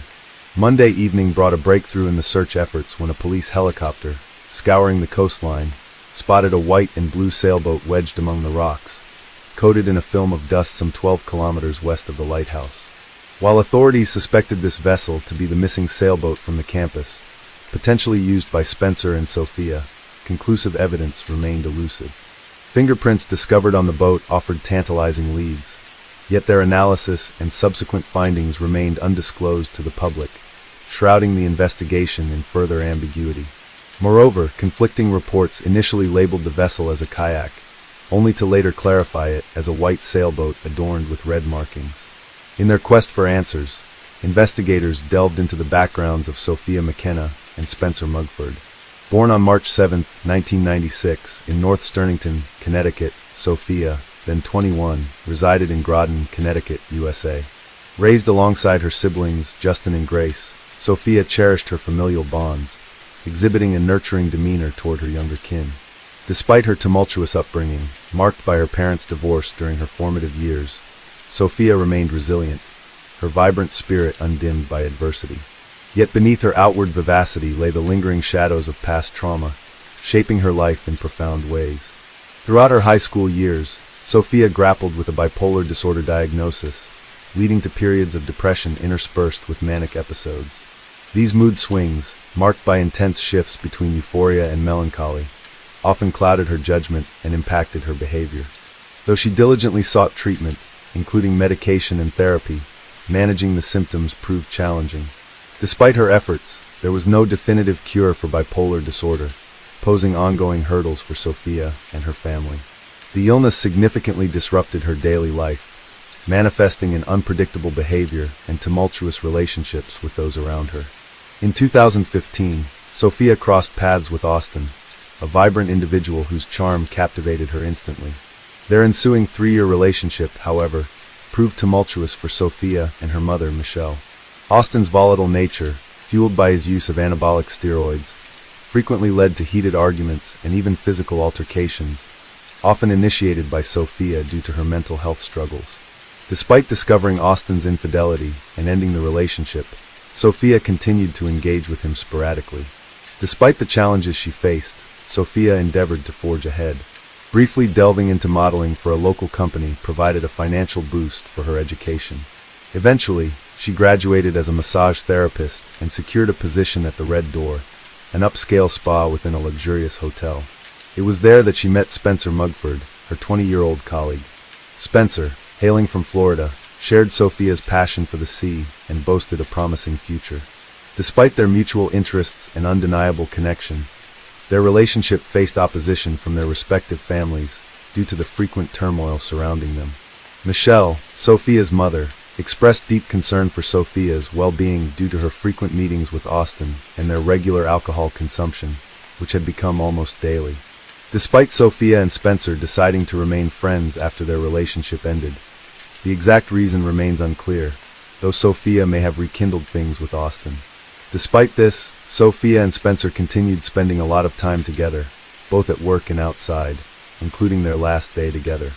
After fishermen discovered Spencer's body following days of searching, his family published an obituary in local media. Sophia's family did the same but continued searching, holding on to hope. They tried to recall the events leading to the disappearance, but no new information emerged. Uncertainty surrounded any additional calls from Spencer's phone beyond those to Michelle's number, as his phone was never recovered and the police didn't release cell operator records. Cameras at the lighthouse and campus were reportedly out of order, providing no video recordings of the events. It was also revealed that the lighthouse wasn't checked despite the couple's disappearance. In July 2018, Sophia McKenna's close relatives established a Facebook page titled Searching for Sophia McKenna to maintain public awareness of the case. The page facilitated the sharing of information, brochures, and pleas for any relevant details from the public. A peculiar incident occurred weeks after the disappearance, when Michelle received a money request from Sophia's social media account. Given that the police had Sophia's phone, this message raised suspicions of potential hacking. The inquiry into Spencer's demise and Sophia's vanishing reached a standstill. Official findings from the authorities remained inconclusive. Unofficially, various theories regarding the event circulated. Among them, one implicated Austin, Sophia's former beau, suggesting his potential involvement in the disappearance of the young pair. Speculation arose that Austin might have assaulted Sophia with assistance from his companions in disposing of Spencer. Their turbulent relationship, marked by frequent arguments and physical altercations, became a topic of public discourse. Michelle, Sophia's mother, bore witness to several of their conflicts. A month preceding the disappearance, significant turmoil erupted when Sophia uncovered Austin's infidelity on May 8, 2018, prompting the termination of their relationship. In what could have been an act of retribution or a fresh start, Sophia embarked on a relationship with another individual, bringing him to her residence. Austin, incensed, hurried to her abode, where neighbors observed him vehemently banging and kicking the door, hurling invectives at Sophia. After approximately 15 minutes of silence, assuming Austin had departed, Sophia opened the door, only to find him still there, attempting to force his way in. Fortunately, Sophia managed to swiftly shut the door. Neighbors overheard his threats to harm her if she didn't comply. By then, law enforcement and Michelle had arrived, and Austin was apprehended. The following day, May 9th, a restraining order was put into effect. In her testimony, Sophia recounted prior assaults by Austin and presented photographic evidence of her injuries. She expressed apprehension for her safety due to his stalking. The restraining order prohibited Austin from being in close proximity to Sophia. However, Sophia later experienced remorse, leading to a revision of the restrictions. Now, Austin was only forbidden from entering her residence. The individual accompanying Sophia at the time declined to divulge his identity and initially refused to cooperate with the authorities. Michelle initially asserted it was Spencer with Sophia, but later recanted her statement. Nonetheless, a trusted colleague of Sophia revealed the true identity of her companion. Colleagues of Sophia and Spencer confirmed their romantic involvement, behaving as a couple, both at work and in social settings. Witnesses also recounted an incident at a hotel where Austin, Sophia's ex, made a public threat against her. Nevertheless, Austin and his father joined in the search efforts for the missing duo, employing a private helicopter and distributing flyers featuring their images throughout the city. Austin took to social media, proclaiming Sophia as his girlfriend of 3 years and clarifying that her relationship with Spencer was purely platonic. This focus on their relationship, rather than her disappearance, struck many as peculiar. On July 10th, a memorial in Sophia's honor was arranged by her loved ones. Austin attended the gathering, accompanied by Michelle, and later shared a since-deleted post online. "Rest in peace, baby. We'll meet again soon." According to Austin's account to the authorities, he spent the entirety of May 26th with Sophia, even defying a court order to meet with her, and they had plans for the following day. A friend of Austin reported that around 3 a.m. on the night of the incident, Austin messaged Sophia, claiming to be at the gym with a friend, though the plausibility of this was questioned as gyms are typically closed at that time. Austin's family asserts he was at home before purportedly heading to the gym. An undisclosed witness mentioned Austin and his brother being invited to a party that day. While initially intending to go, Austin later cited fatigue and backed out. These discrepancies cast doubt on Austin's whereabouts during Sophia and Spencer's disappearance, leaving unanswered questions. Described as volatile, possibly exacerbated by alleged steroid use, Austin's acquaintances raised concerns about his temperament. There were speculations of Austin, his brother, and a friend having connections with the local police force. Additionally, rumors circulated about a family member of Austin being married to the police chief overseeing Sophia's case, with allegations of police misconduct against him. However, the credibility of these assertions, provided by a friend of Austin with a criminal history, remains dubious. Following the dissemination of a video on Sophia by a YouTube channel focused on Long Island disappearances, Austin swiftly purged all images of them together from his social media accounts. This action spurred bewilderment, particularly given Sophia's unresolved status. One conjecture posits that Austin sought to sidestep entanglements by showcasing a new romantic interest, although the wholesale eradication of Sophia-related content seemed peculiar. Moreover, Austin's dwindling involvement in the search mere days after Sophia's vanishing raised eyebrows. During interactions with investigators, he exuded a demeanor of tranquility, displaying no overt distress over the absence of a close acquaintance.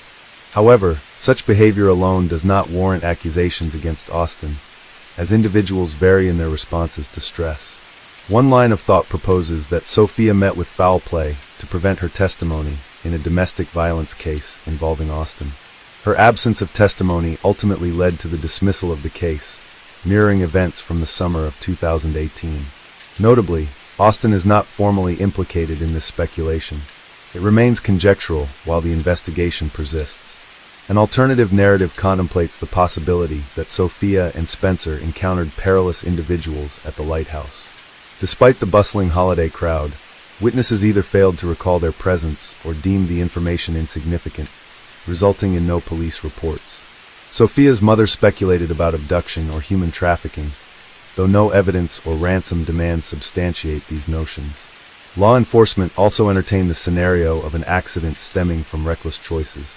The young couple embarked on an ill-equipped boat sans life jackets into turbulent currents. Upon reaching the lighthouse, they secured the boat with Spencer's t-shirt, documented their visit, only to realize the boat had drifted away, banking on Spencer's swimming proficiency. Spencer's misjudgment of the water's coldness might have been critical. The obscurity, often altering perceptions of distance, possibly misled him into believing the boat was nearer. Exhausted from his day's labor and the swim to the lighthouse, Spencer faced the peril of drowning. Upon realizing Spencer's absence, Sophia attempted to contact her mother for aid. In a state of desperation, she could have leaped in to rescue Spencer, risking her own life. Despite Sophia's lack of swimming prowess, the influence of alcohol might have driven her to an irrational decision. Another scenario suggests she might have been traversing the lighthouse's narrow ledge, searching for Spencer, only to trip, plummeting with her phone into the water, ultimately succumbing to the current. While these theories persist, they lack official validation and suspects, circulating primarily on social media. Sophia's loved ones persist in their quest for her, yearning for answers. In 2019, an independent detective stumbled upon bones near the shore, promptly alerting the authorities. Regrettably, the bones were dismissed as animal remains upon police inspection, foregoing forensic analysis due to cost constraints. Many facets of the case raise suspicions, warranting a thorough inquiry. The unresolved disappearance of Sophia, a cherished member of a grieving family, demands relentless search efforts. Though bodies of other missing persons have been found in these waters, Sophia's remains elusive. No fresh leads have emerged, leaving the enigma of that fateful night at the lighthouse unresolved. Before Paul met Joanne, he had been in serious relationships with women more than once. For example, in 1993, during his university years, he was with Carrie Thompson. Although he didn't stay with her for long, this relationship revealed his violent tendencies. Carrie told the police about how Paul could switch during an argument and become aggressive, beating the walls and holding Carrie by force. This was just the beginning. In 1999, Jenny Mary Clark appeared in his life. They wasted no time, and just 2 weeks after meeting, the wedding bells were already ringing. However, their marriage began with a real nightmare. On their wedding night, Paul attacked Jenny, and this was not a one-off incident. He continued to beat her and even strangled her into unconsciousness. Investigators claimed that this abusive behavior was repeated with Joanne. Despite this situation, Paul and Jenny decided to have a baby. Their daughter, Chloe, was born in 2000, and they divorced shortly after. When Chloe was 5 years old, Jenny met Joanne and immediately realized that Joanne was too naive for such a rude man and would face a tough battle with Paul. In 2002, he broke up with Jenny and began dating Joanne Nelson. Katie, Joanne's sister, said that Joanne most likely did not know about his criminal history. Otherwise, she would not have continued the relationship or wanted children with him. Their story began on the streets where Paul worked as a security guard in bars and clubs. He was 27 and already experienced in relationships, while Joanne was just starting her journey into adulthood at the age of 19. Despite the age difference, they found support in each other, running away from their parents' control and looking for their own space. At first, they lived with Paul's mother, and then they could afford to buy their own house. But happiness was slowly disappearing, fading away like smoke from a fire. The days turned gray, and the tension grew between them. For Joanne, everything had become too mundane and boring. Their differences began to affect the relationship. She loved order, while he did not give it much thought. On February 14, 2005, Joanne did not come to work. This was unusual and caused immediate concern. As the investigation revealed more and more information, the previously quiet and peaceful town was overtaken by a wave of shocking lies and deception. Joanne Nelson, a cheerful and bright young woman, always put the happiness of her loved ones above her own. As a child, she lived with her parents in the town of Hull, also known as Kingston upon Hull, on the east coast of Yorkshire, England. Her mother, Jean, was a teaching assistant, and her father, Charlie, worked as an engineer for the city council. It was in this town that Joanne grew up and became who she was. Joanne had a bright personality and was successful both academically and socially. She was an active athlete who loved netball, lacrosse, and swimming. She lived happily, enjoying her youth, but always harbored a deep desire to create her own family. She initially tried her hand at medicine, but the emotional toll of being a nurse proved too difficult for her. Her loved ones remember how she would come home saddened by the suffering of her patients. Later, Joanne considered working abroad, but ultimately chose to work at an employment center in Hull to be closer to her family and friends. She found fulfillment in making people's lives better by helping them find jobs and improve their skills. Joanne's dedication and kindness left a lasting impact on those around her, making her absence even more profound and alarming when she did not show up for work that fateful February day. On Valentine's Day 2005, Joanne Nelson vanished without a trace, turning a day meant for love into a day of horror and mystery. Her disappearance was a nightmare for her parents. When her boyfriend reported her missing to the police, a sense of foreboding filled the air. That night turned dark and ominous, leaving Joanne's family and friends enveloped in fear and uncertainty. Instead of enjoying the evening with his beloved, Paul found himself speaking with the police. He claimed that the last time he saw Joanne was when she was asleep, and upon his return from work, she was gone.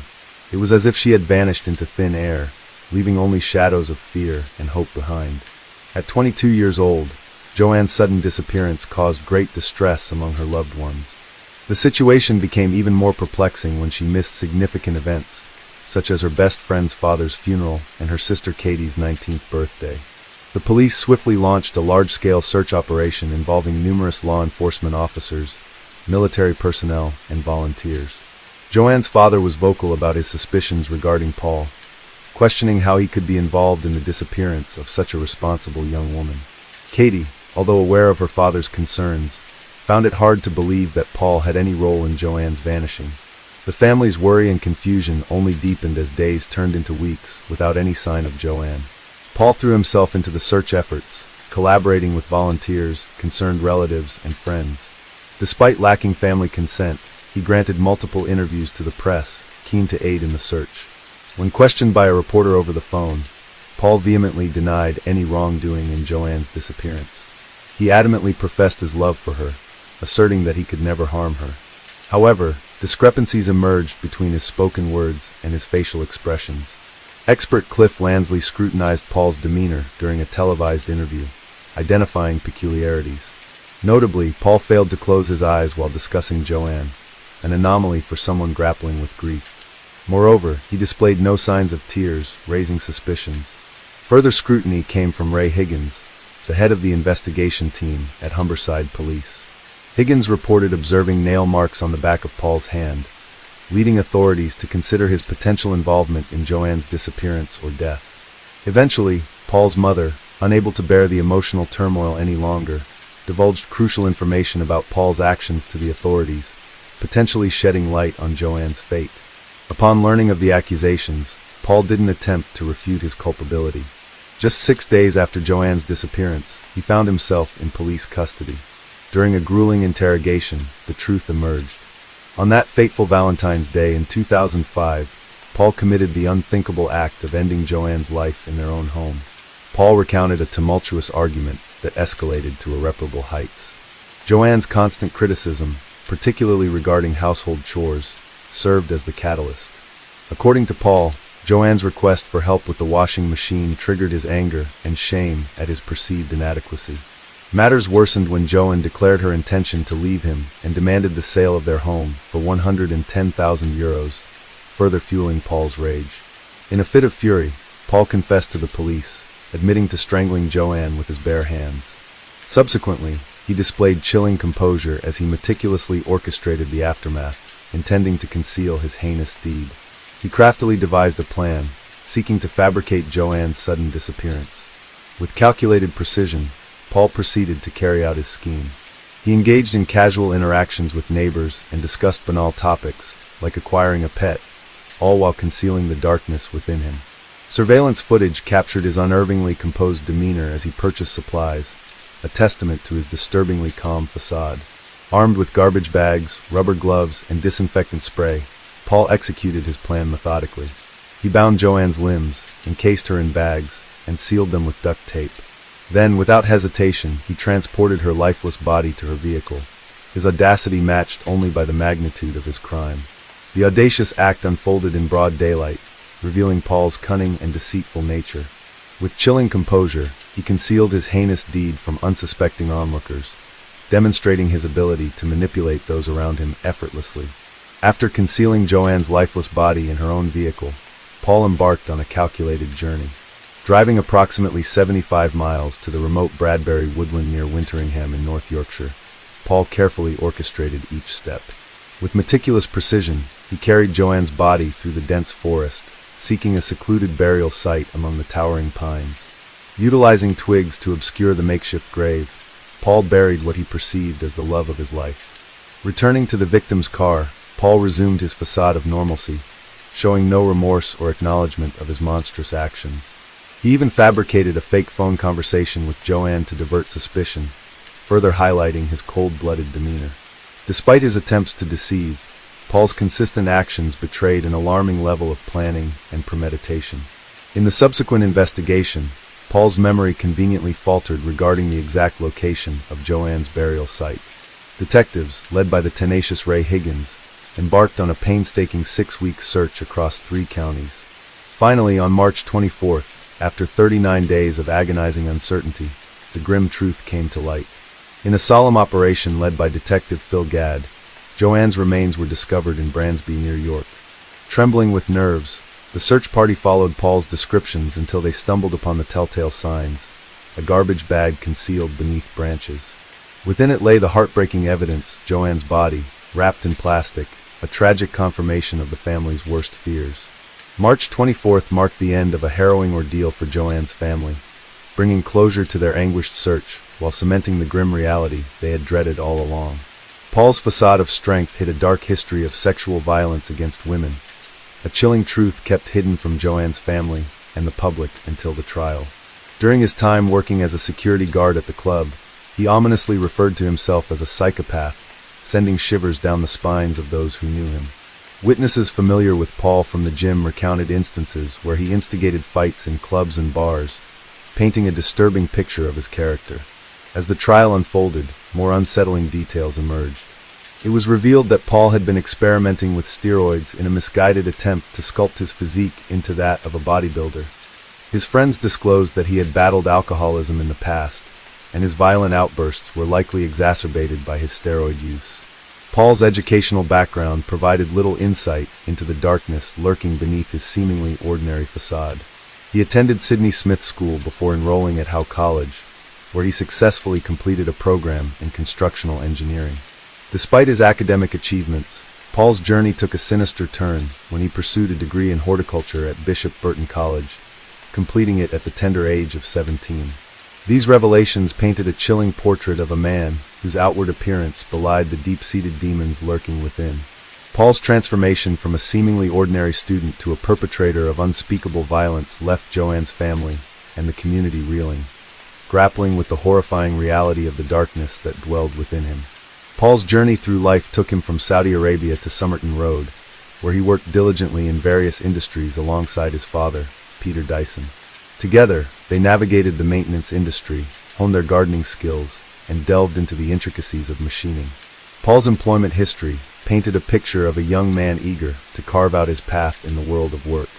However, behind the veneer of normalcy lurked a disturbing truth. At the tender age of 15, Paul's life took a dark turn when he crossed paths with Colin Allen, a martial arts expert with whom he formed an unlikely bond. It was to Colin that Paul confessed to a heinous crime, a confession that ultimately led to his arrest. Paul's acquaintances shed light on his complex character. While some saw him as charming and attractive to women, others witnessed a more troubling side to his personality.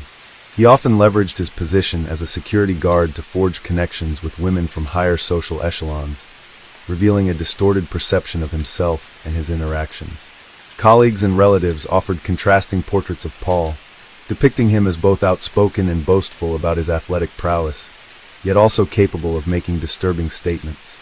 Shockingly, Paul's family recounted instances where he proudly boasted about his father's involvement in the deaths of 2 individuals. This seemingly incredulous claim, however, proved to be rooted in reality. Paul's father, Peter Dyson, had indeed served time in prison for the manslaughter of 22-year-old John Dickinson, a man with whom his wife had been unfaithful.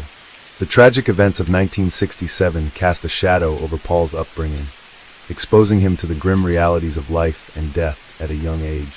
Through Paul's tumultuous journey, a complex and unsettling portrait emerged, revealing the interplay between family history, personal choices, and the darkest depths of human nature. In 1974, a mere 2 days after Paul entered the world, tragedy struck with haunting consequences. Peter Dyson, his father, found himself entangled in a fatal accident. Behind the wheel, he collided with 47-year-old Gordon Kell, who was returning home after jubilantly celebrating a silver wedding anniversary. In a chilling turn of events, Peter fled the scene, leaving Gordon to perish on the roadside.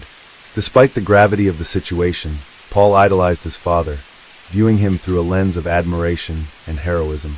The untimely demise of Peter in 2000, succumbing to a heart attack in the midst of their life in Saudi Arabia, left an indelible mark on Paul's psyche. It cast a shadow over his existence, shaping the trajectory of his fate in ways both profound and ominous. As the trial unfolded on November 7, 2005, a hushed courtroom bore witness to a startling revelation. Paul, in a dramatic turn of events, stunned onlookers by entering a guilty plea. Joanne's family, bracing themselves for a protracted and grueling legal battle, found themselves thrust into a realm of disbelief and uncertainty. In a moment of collective astonishment, they whispered affirmations as Paul's admission reverberated through the chamber. Throughout the proceedings, Paul maintained a stoic demeanor, his gaze fixed straight ahead or cast downward, deliberately avoiding the piercing stares of Joanne's grieving loved ones and the scrutiny of law enforcement. Not a flicker of emotion crossed his impassive countenance, not even during the formal announcement of the charges against him. His lawyer, Harry Barrell, stood before the court, acknowledging the gravity of the situation. With unwavering resolve, he conceded that there could be no excuse for the heinous act perpetrated by his client. In the wake of Paul's shocking confession, a pall of solemnity descended upon the courtroom, marking the beginning of a harrowing journey toward justice and closure. On Tuesday, November 8th, nearly 10 months after the tragic murder, Paul received his sentence. Life imprisonment with a minimum term of 16 years. Remarkably, just 14 years later, in November 2019, at the age of 45, Paul found himself transferred to an open prison and recommended for day release. The parole board cited Paul's active engagement in self-awareness programs and successful completion of an intensive interpersonal relationship improvement program. Recalling the day of Joanne's disappearance, Katie was struck by Paul's behavior. She now regrets offering him comfort when he appeared at her doorstep. Later, when Paul wandered off, Katie, consumed by worry, searched for him. Finding him at the bus stop, she squeezed his hands in an attempt to provide support as he sat there, overcome with emotion. She even embraced him, hoping to offer solace. Reflecting on the moment, Katie admitted she hadn't initially noticed the scratches on his arm. But upon later reflection, she couldn't forgive herself for missing them. The easing of Paul's detention conditions and the prospect of day release stirred deep emotional turmoil within Joanne's family. Katie, speaking to the media, expressed their sense of loss and confusion in the face of this news. Paul's impending release dredged up painful memories of Joanne's untimely death, leaving the family grappling with a sense of injustice. Despite their belief that Paul didn't deserve such leniency for his heinous actions, on October 1st, 1993, 12-year-old Polly Kloss-Petaluma invited two friends for a sleepover. The evening proceeded smoothly until Polly's mother, Eva, was abruptly awoken by intense screaming. She soon discovered that her daughter had been kidnapped by an unknown assailant. Hannah Kloss was born on January 3, 1981, in Fairfax, California. Her family comprised her father, Mark, her mother, Eva, and her younger sister, Annie. When she was very young, her parents separated. Following the separation, Polly and her sister went to live with their mother in Petaluma. Mark subsequently entered a new relationship, and Polly developed a positive relationship with his partner. This arrangement created a harmonious family dynamic where Polly spent time with both parents without any issues. Polly is often described as a quiet and innocent child. Although she had friends, she was generally shy. However, she found confidence in theater. Polly participated actively in school plays and various musicals organized by her community. Frequently cast in lead roles, her primary aspiration was to become a successful actress in musical theater. Furthermore, Polly had a fondness for sleepovers. She enjoyed having friends over and visiting friends' homes for such gatherings, a regular activity within her social circle. On October 1st of that year, when she asked Eva if two friends, Jillian and Kate, could come over for a sleepover, her mother readily agreed. That afternoon, the friends arrived at Polly's house and spent the evening there quite contentedly initially. At around 9:45 p.m., Eva decided to go to bed due to a severe headache. Informing the girls of this decision and asking them not to hesitate waking her if necessary, she took 2 sleeping pills and fell into deep sleep shortly thereafter. It was past 11 p.m. when Eva was startled awake by the screams of her daughter's friends. Both girls informed her that a man had broken into the house and taken Polly. Eva immediately contacted the police and checked on her other, Annie, who appeared unaware of the commotion. When authorities arrived, they began questioning Polly's friends. The girls described that they had been in a room, engaged in activities like picking Halloween costumes and indulging in general playful behavior. At approximately 11 p.m., Polly suggested it was bedtime, and her friends agreed. She mentioned fetching an inflatable bed she'd prepared with her mom, so they could all sleep together. Upon opening the bedroom door, they were confronted by a man brandishing a knife. The man did not conceal his face with a mask. Initially, due to the proximity to Halloween, the girls mistook this for a prank and laughed. Realizing it wasn't a joke, they became frightened as the man grew angry at their laughter. He forced them into another room and tied their hands and feet. Inquiring who resided in the house, they all identified Polly as the inhabitant. The intruder then removed pillowcases from nearby pillows, placed them over Jillian and Kate's heads, instructing them to count to 1,000. He assured them he was taking Polly for a brief period, but would bring her back soon. After determining that their captor had left, Jillian and Kate attempted to free themselves. This effort lasted around 30 minutes. Once free, they rushed to inform Eva about Polly's abduction. They relayed this entire sequence to the police and provided a detailed description of the suspect since he didn't hide his face. This enabled officers to create a sketch of the individual for immediate investigation. Evidence at Polly's residence was sparse. Footprints noted were from Polly, her family, and recent visitors only. However, fibers found on the carpet differed significantly from those within Polly's home. These fibers were later identified as originating from automotive carpeting material. Police examined vehicles associated with individuals known to be at the house recently, yet found no match with these fibers, leading them to conclude that they belonged to the kidnapper's vehicle. A palm print was also discovered, but couldn't be thoroughly analyzed due to technological limitations at that time. This detailed account provided critical insight for law enforcement's pursuit of justice in identifying and apprehending Polly's abductor. Back in 1993, advancements in fingerprinting, DNA analysis, and other forensic techniques were not what they are today. As a result, the found palm print with any database was not feasible at that time. However, the print was preserved for future comparisons with potential suspects. In Polly's room, another piece of evidence, a fabric that seemed to be silk, was discovered. It looked like it had been cut scissors from a garment and had a distinctive patterns going. Police believed this could aid them in future investigations. Additionally, a hair belonging to an unknown individual was found. Although DNA analysis techniques existed then, they were not yet developed enough to be effectively utilized. The search for Polly became one of the largest searches conducted in the United States up to that point. Around 4,000 volunteers joined the efforts, combing through neighborhoods near her home, vacant lots, and large estates in the vicinity. Police attempted to find drivers who resembled a sketch of the suspect, but were unsuccessful. Officers aimed to find Polly within 24 hours of her disappearance, because finding her alive would become increasingly difficult after that period.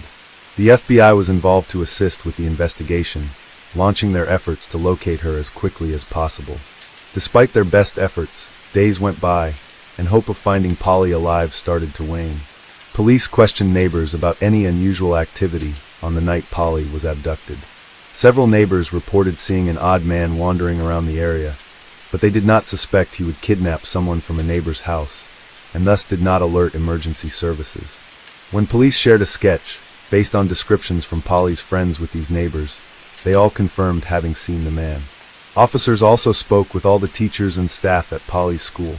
They aimed to find out if anyone knew the man, or had any information regarding Polly's disappearance.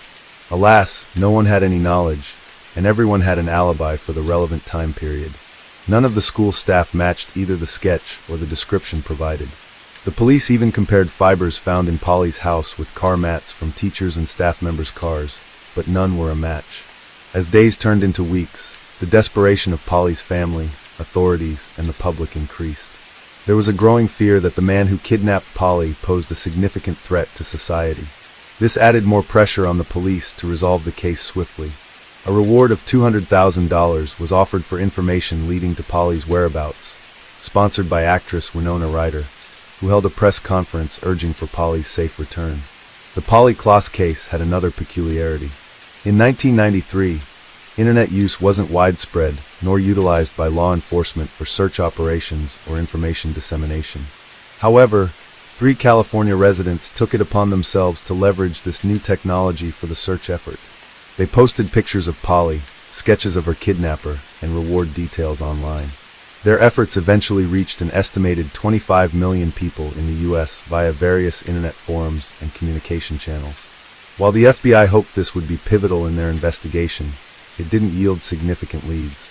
Despite heightened publicity and numerous tips, investigators lacked solid leads. Weeks elapsed since Polly's kidnapping. Frustration grew among investigators as they were unable to identify the kidnapper or obtain a DNA match from evidence collected. This sense of helplessness persisted until receiving an unexpected phone call. A turning point that held promise but quickly evaporated into uncertainty. Mark Klaas received a call from someone claiming to be his daughter Polly. The girl stated she was at a hotel and that her captor had just stepped out briefly, giving her a chance to reach out. Unfortunately, the call was abruptly cut short before any additional details could be gathered. Mark promptly went to the police to inform them about the situation. At that time, the FBI lacked advanced tools to trace previously made calls. Consequently, they waited for another call, hoping to trace it. A few hours later, a second call came in from the same girl who had first spoken to Mark. After receiving this call, the police traced it and were surprised when it led them not to a hotel but to a residential neighborhood. When officers arrived at the identified house, they knocked and soon discovered it was a prank. A teenage girl, similar in age to Polly, lived there, hence the voice resemblance. She explained her friends had dared her. Rather than taking her to the police station, they asked her parents to monitor her activities and cautioned her against making jokes about such serious matters. On November 28, 1993, nearly 2 months after Polly's disappearance, a woman called the police reporting 3 suspicious objects on a large piece of land she owned. The police and FBI who arrived on site found critical items related to the investigation. A piece of silk matching one from Polly's room, ballet ties missing since that night, as mentioned by Eva, and duct tape. This discovery led police to speculate that Polly might be in the vicinity. Further investigation revealed new information. On the day of Polly's disappearance, this same woman had reported strangers frequently trespassing on her extensive wooded property with only a small house and no perimeter fence. The lack of barriers and signage meant many inadvertently wandered onto her land without realizing it was private property. The woman had numerous intruders, but one incident in particular stood out. On the night Polly was abducted, a man approached her house in his automobile. His car became stuck in the mud. The nanny, who was caring for the woman's son, first saw the man, but refrained from confronting him due to fear. The homeowner also chose not to approach him, noting an angry expression in his eyes. They then contacted the police. When the officers arrived, they questioned the man about his presence on the property. He stated he was unaware it was private property and expressed willingness to leave quickly, but requested assistance freeing his car from the mud. The officers observed that the man appeared very nervous and scared. He was sweating and seemed possibly drugged. At that time, they lacked the means to conduct a drug test, and since he wasn't being overtly aggressive, they had no grounds for arrest. Consequently, they aided him in extricating his car from the mud, and he eventually drove away. This individual's name was Richard Allen Davis. Richard Allen Davis was born in 1954 in San Francisco, California. His childhood was fraught with violence inflicted by his parents. When Richard was 12 years old, his parents separated. His mother completely disowned him and left him with his father. Richard's father proved to be highly irresponsible, often leaving him alone for extended periods. Sometimes Richard stayed with neighbors or relatives when alone at home became untenable. By his teenage years, Richard started engaging in criminal activities, stealing things, and getting into street fights frequently led to reform school stints. At 17 years old came a significant turning point in Richard's life. He committed a violent robbery that nearly resulted in severe injury to his victim. Faced with 2 options by the court, reform school or joining the U.S. Army, Richard opted for military service but lasted less than 2 years before receiving a dishonorable discharge due to continued misconduct and poor behavior. As Richard matured, he continued to encounter problems, and his criminal record grew significantly longer. Around the age of 20, he received a 15 sentence for robbery and kidnapping. Despite this, he served only 1 year of the sentence due to parole for good behavior. At that period, Richard was also troubled by another accusation. Many friends believed that he had been involved in the disappearance, a 19-year-old girl named Marlene. Although the police concluded that she had left voluntarily, her close friends were convinced Richard had a role in her disappearance after they attended a party together. These accusations remained unproven and were largely based on rumors.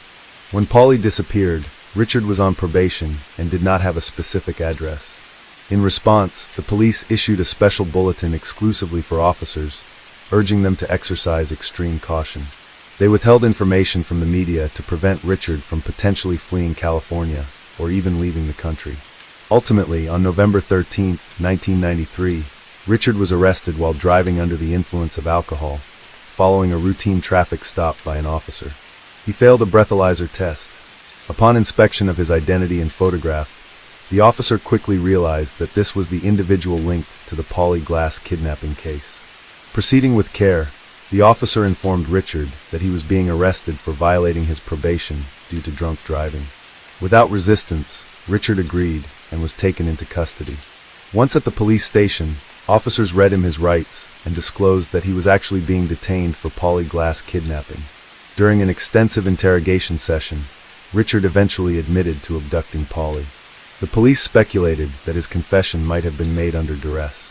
Evidence collected included his palm print, which matched one found at Polly's house perfectly. Carpet fibers from Polly's house were identical to those in his car's carpet as well.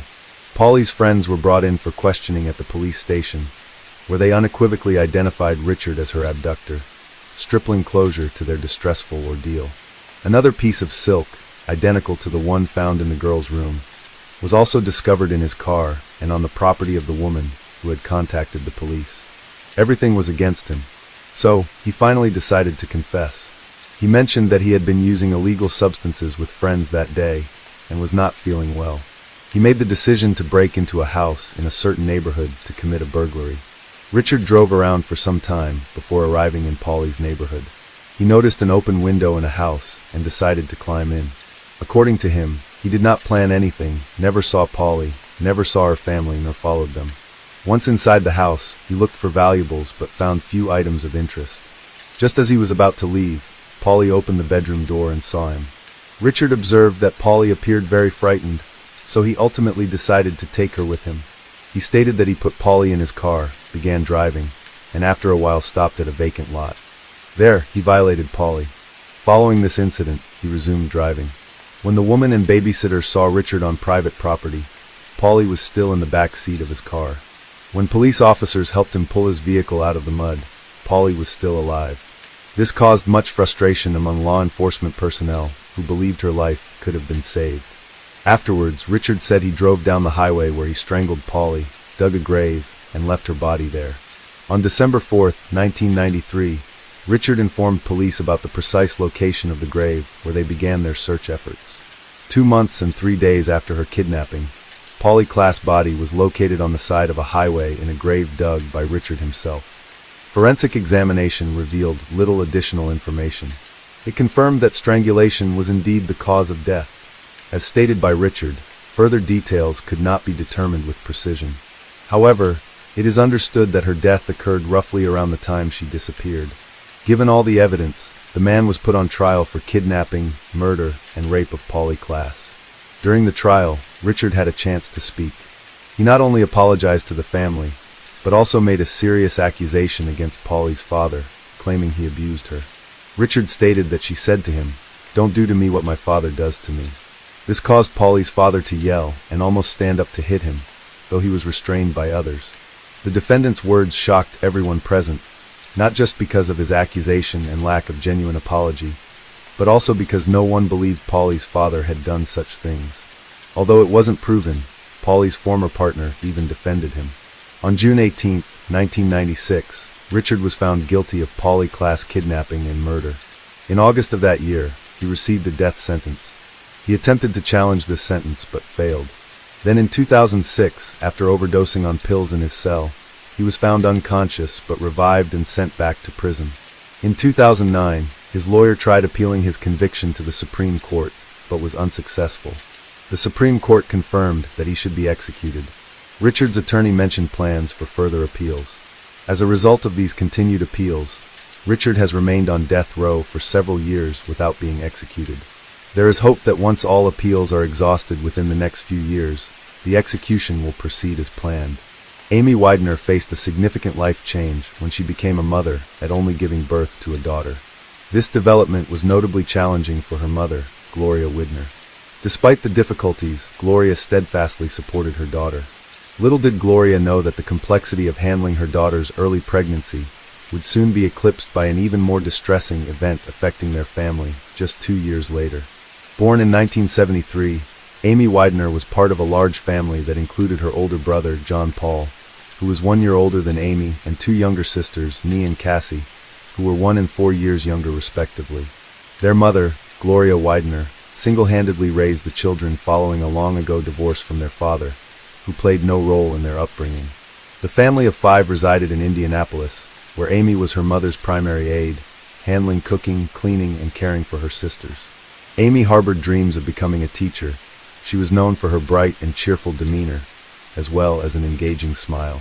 However, at age 14, Amy's life took an unexpected turn when she became pregnant. Initially hesitant to share the news with her mother, she concealed her growing belly under loose clothing for over 5 months. Eventually, the pregnancy became difficult to hide any longer. After nearly 6 months, Amy found the courage to approach her mother. Breaking down in tears, she revealed her situation.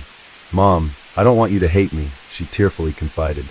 Although taken aback by the news, Gloria embraced her daughter with comforting words of support despite feeling overwhelmed and uncertain about what lay ahead.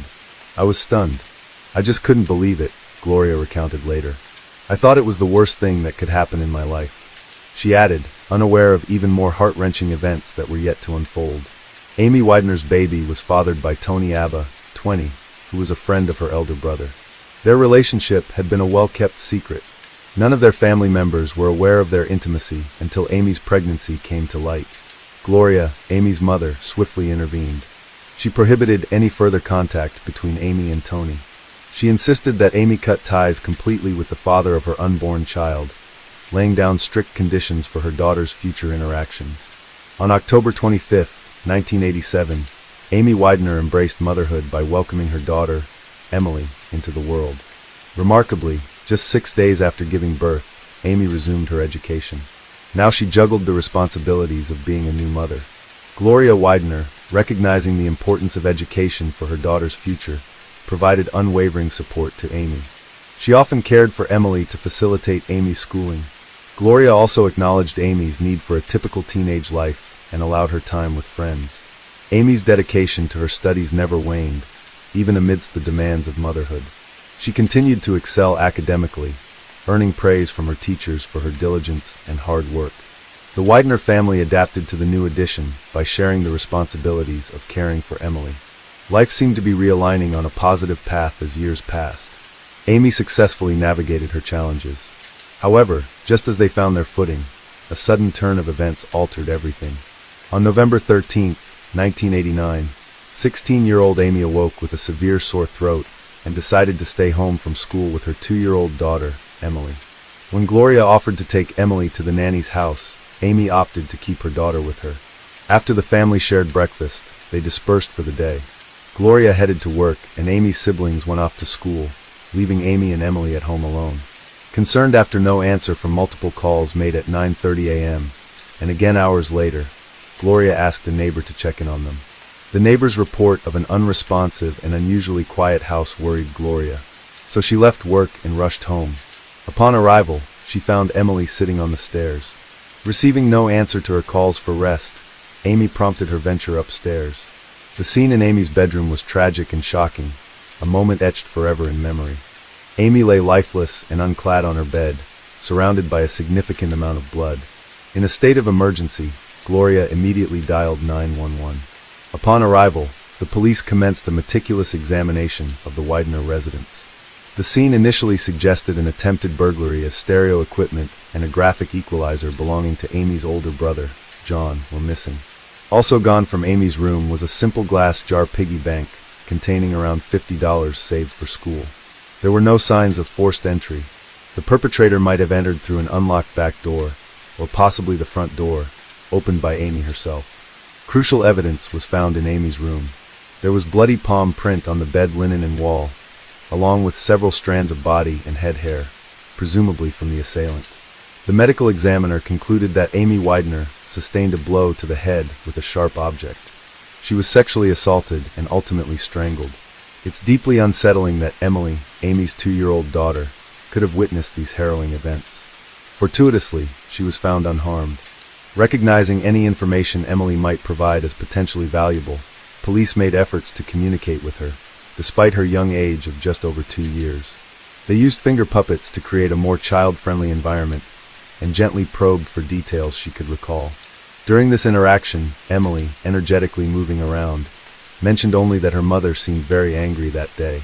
As part of the evidence collection process, police sectioned off and removed the portion of the wall bearing the assailant's bloody palm print. They also gathered the victim's clothing and bed linens from the crime scene to aid their investigation into this tragic case. In their pursuit for answers regarding Amy Widener's case, detectives initiated inquiries among her family, friends, and nearby residents. John Paul, Amy's 17-year-old brother, mentioned how the investigators initially suspected him during the interrogation. However, he had a reliable alibi and no evidence linked him to the incident. Tony Abir, Amy's former boyfriend and Emily's father, was also interrogated. He expressed deep affection for Amy and denied any harmful intentions towards her. Tony had a solid alibi for the day of the crime. The police's attention was also drawn to Troy Jackson, who lived next to the Wideners. He knew about the stereo system stolen on the day of the murder. Despite his denial of involvement and the absence of any bruises or scratches on his hands, Troy provided hair samples that did not match those found at the crime scene. After passing a polygraph test, suspicions against him were dropped. Besides these three, the police interviewed other acquaintances, neighbors, and classmates of Amy. Fingerprints and hair samples were taken from all of them, but none fell under suspicion. Amy Widener's funeral was held shortly afterward, drawing a considerable crowd who wished to pay their respects. Her death was deeply felt within the community. Detectives attended the funeral too, carefully observing the attendees as part of their ongoing investigation. A particularly poignant memory was a cherished photograph of Amy, where she wore her favorite white turtleneck vest with a floral design. It was in this beloved attire that Amy, a young girl whose life was tragically cut short, was laid to rest. In the aftermath of their tragic loss, the Widener family clung to hope that Amy's killer would be swiftly apprehended and brought to justice. Yet as days turned into weeks and then months, no suspects were identified. Following Amy's passing, Gloria Widener legally adopted her granddaughter Emily, stepping into the role of motherhood once again. The weight of grief and fear burdened Gloria. She was haunted by thoughts of the perpetrator and worried about her family's safety. She never left her daughters unattended at home and lived in a state of constant anxiety, with the assailant still at large. Gloria even considered relocating to a new home for safety reasons. Financial constraints limited their options, leaving them to navigate these challenging times in their current residence. Amy's friends were also deeply affected by the tragedy, consumed by fear that the criminal might target them next. They requested their parents to fortify their homes, even boarding up windows with planks, a precautionary measure against a similar fate. One day, Gloria returned home expecting to find her younger daughters back from school. Upon entering, she was met with an unsettling silence. The house felt unusually empty.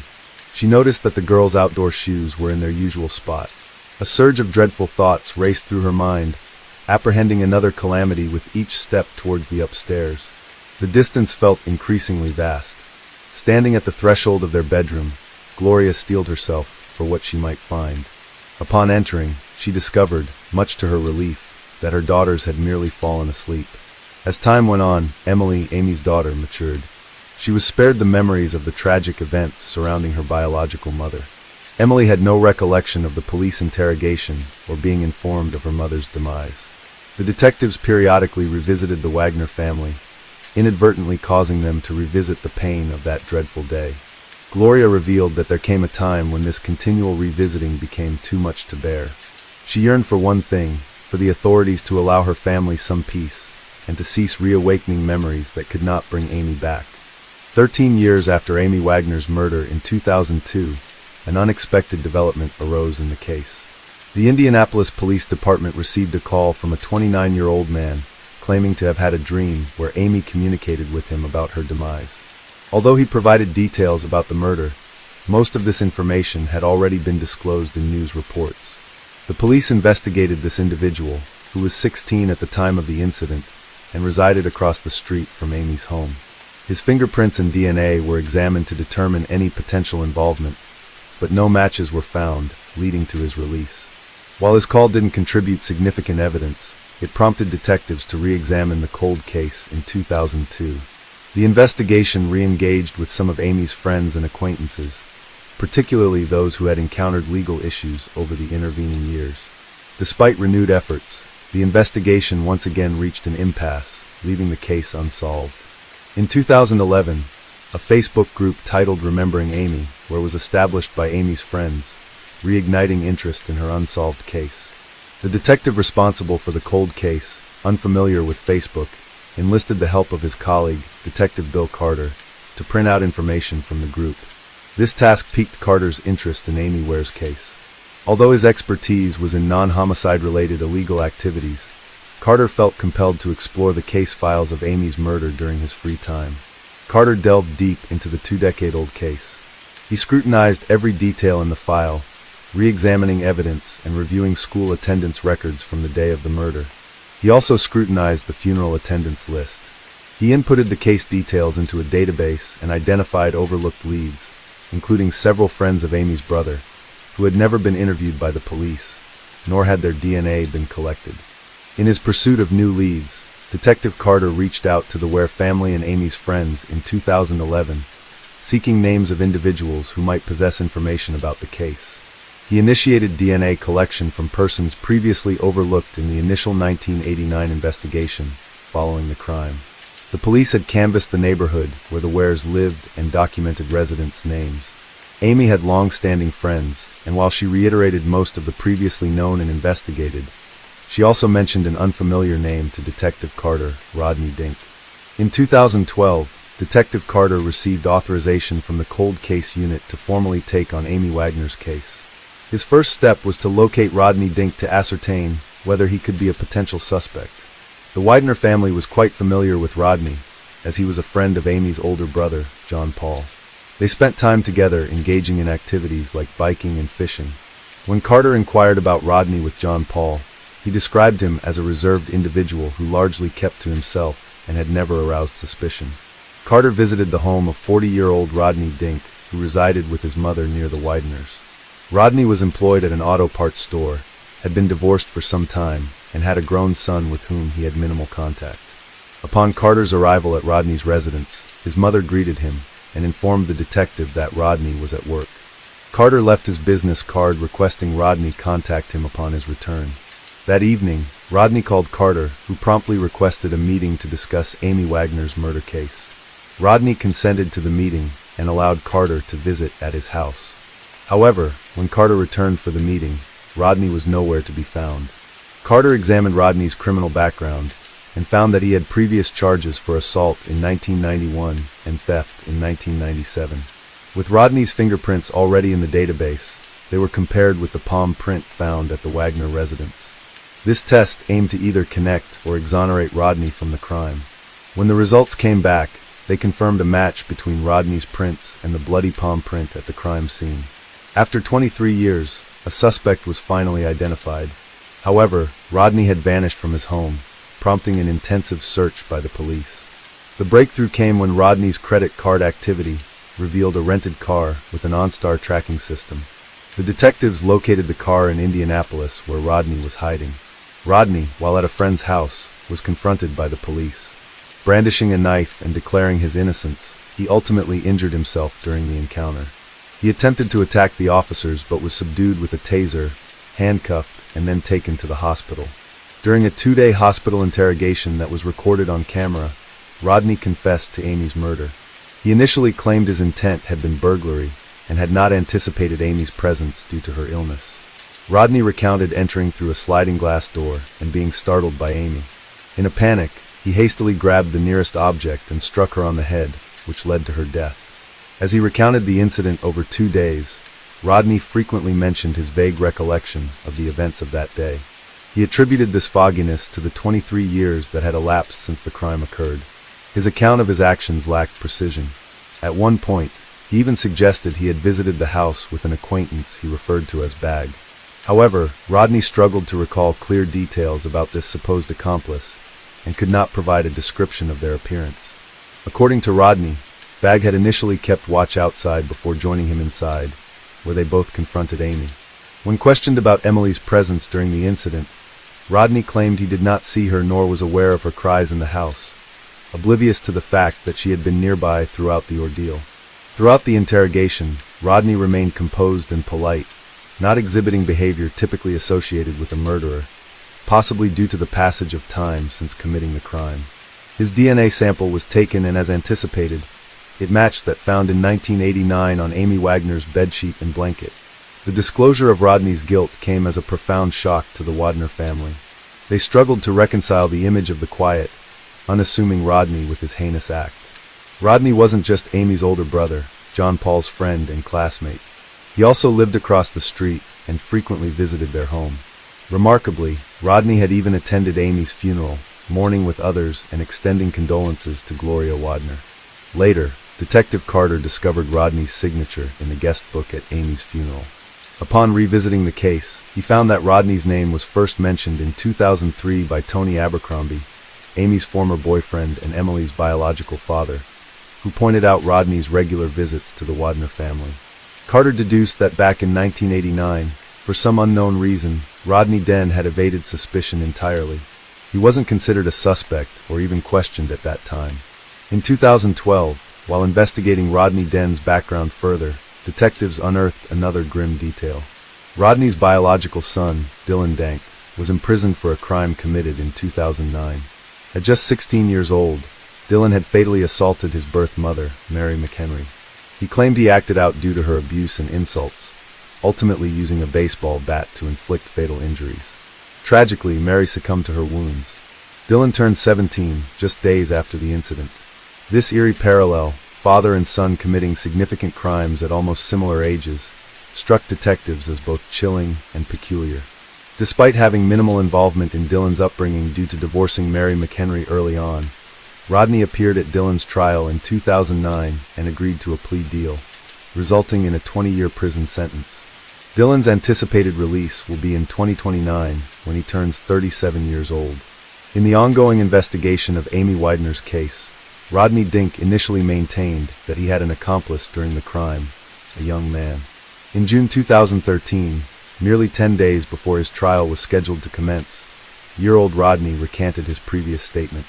He admitted to acting alone in the murder of Amy, asserting that no one else was involved. As a result of this confession and the evidence against him, Rodney received a sentence of 65 years in prison. Following the resolution of Amy's case, the Wader family arranged a gathering with Detective Bill Carter. They commemorated the 24 years without Amy by releasing 24 balloons into the sky. The family expressed their gratitude for Detective Carter's pivotal role in the case. It was Carter who pinpointed Rodney Den as the perpetrator within just 12 days of delving into the case and brought the investigation to a close. In recognition of his outstanding work, Detective Bill Carter was honored with an award by the Indianapolis Police Department in January 2014. Despite an offer to join the Homicide Investigation Department, he chose to remain in his current role. Emily Ware, Amy's daughter, matured into adulthood. She graduated from the same high school her biological mother had attended before pursuing higher education at a university. Seeking broader opportunities, she relocated from Indianapolis to California. Gloria Ware, Amy's mother, openly shared her enduring grief and daily remembrance of her daughter. She continues to reside in the house where the tragedy unfolded. Amy's room, still adorned with her photographs, now welcomes Gloria's grandchildren during their holiday visits. This brings a new sense of joy and life to a space once marked by loss.